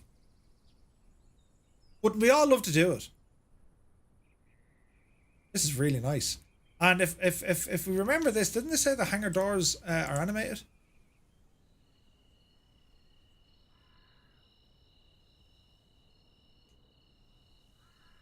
You don't see movement of the hangar doors.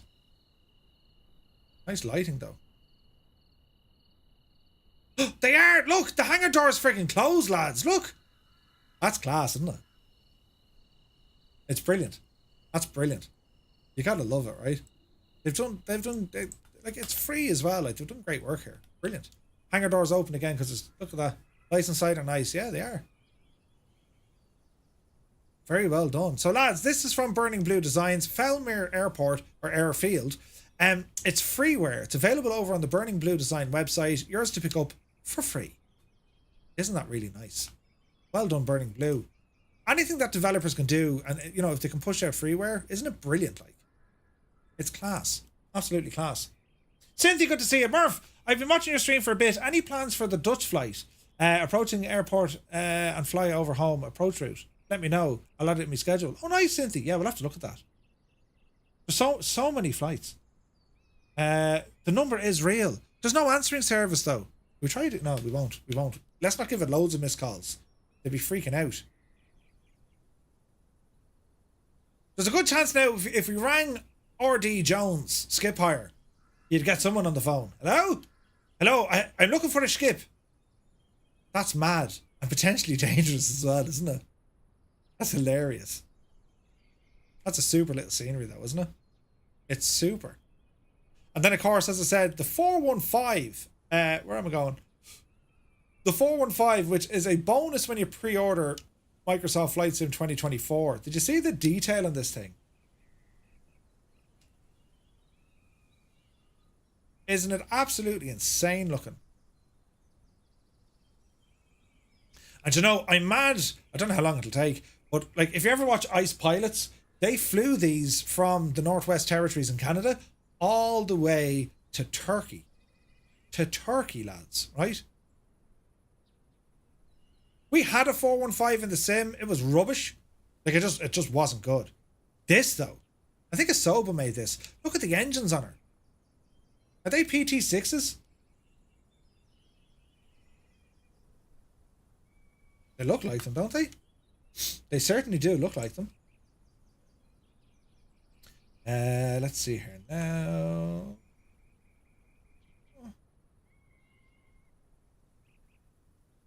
Bum bum bum bum bum.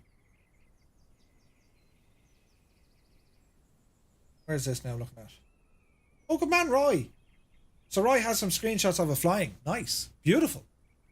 They're not PT6s. It uses Rolls Royce. Does it? Are we sure? Wait, now, is that the... Hang on. Jesus, look at the detail. Look at this.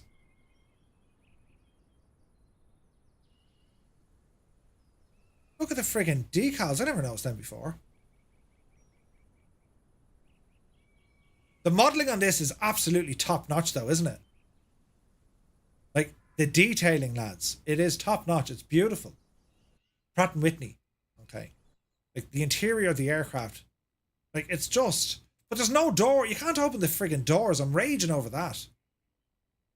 Like, surely you should be able to open the doors. Now, maybe you can... well, you're going to have to in 2024. Pratt & Whitney's 125s. Aha. Isn't it gorgeous though? Like that's a stunning machine, and it's a pre-order bonus if you pre-order Flight Sim 2024. Isn't it awesome? It's awesome. So right, lads, a reminder: we are running a giveaway. Thanks to Milo and Orbx for a chance to win a copy of ID74, which is a beautiful scenery in the middle of Idaho. We're going to close that off here now, just in a moment. Look at the state of that though. Isn't that gorgeous? I love this plane. We're going to have to go flying in this. Yeah, the A350. Yeah, I did give out. Yeah, 100%.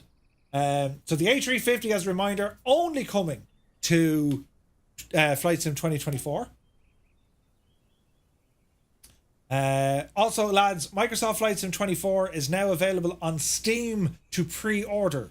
It's available now on Steam to pre-order. And yeah, so... The Bluebird Simulation 757, that's coming to 2020 first, and then they'll release it on 2024. Anybuilds, however, their A350, it's only going on 2024, which is interesting. So, lads, I think no matter what happens, no matter what we're going to do, we're going to be sticking with I think we're going to be sticking with flights in 2020 for a while, right?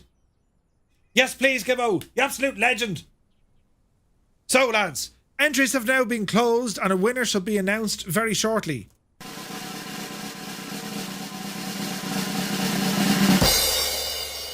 Entries closed. The winner, congratulations to Doc Blues. You are the winner of a copy of Sulphur Creek. Well done, my dude. We will do another giveaway over on our Discord in a few minutes. If you're not already on our Discord, just type in ¡Discord. That's your chance to get in, and we'll run a giveaway there now shortly. Well done, Doc Blues. Just drop me a DM on Discord if you would please. That'd be absolutely incredible.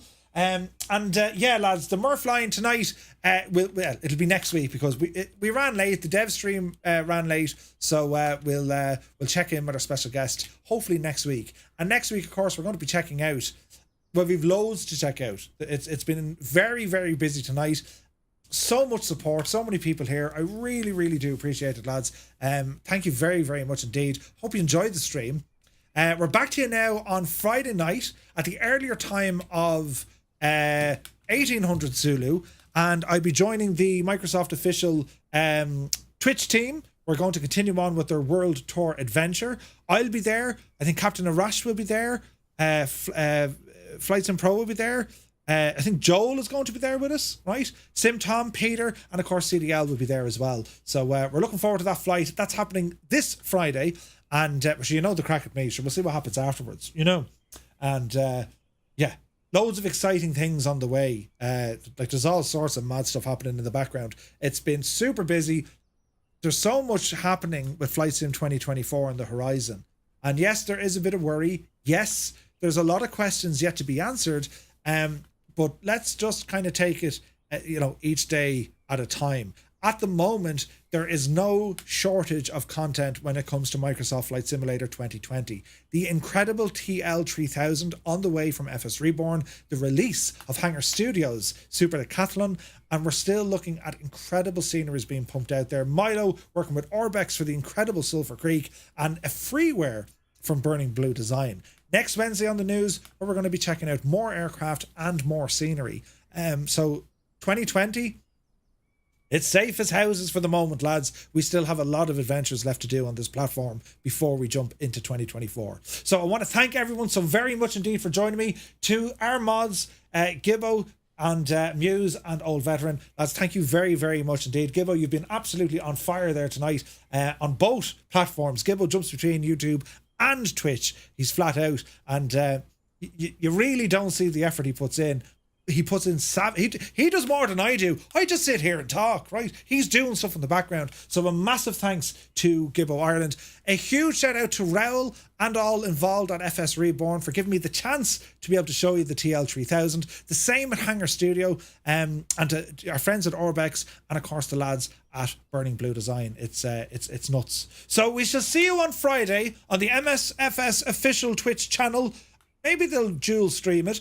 Do ramble over, show your support for the community, and it will be a fun flight. I might fly. Will I fly this thing? You'd nearly have to. It'd be rude not to. We're flying somewhere in the world, but let's see what happens. So it'll be grand. So guys, thank you all so very, very much indeed. We'll see you very soon. Good luck to you. To that. That is beautiful. Look at it. Look at the state of it. Oh, Matty loads are coming in. Uh-oh. And he made it. He absolutely made it. Look at the state of that. Uh-oh. Keep her straight. Keep her straight. Nicely done, man. We got bitch. Jesus. Timing. Ah, right.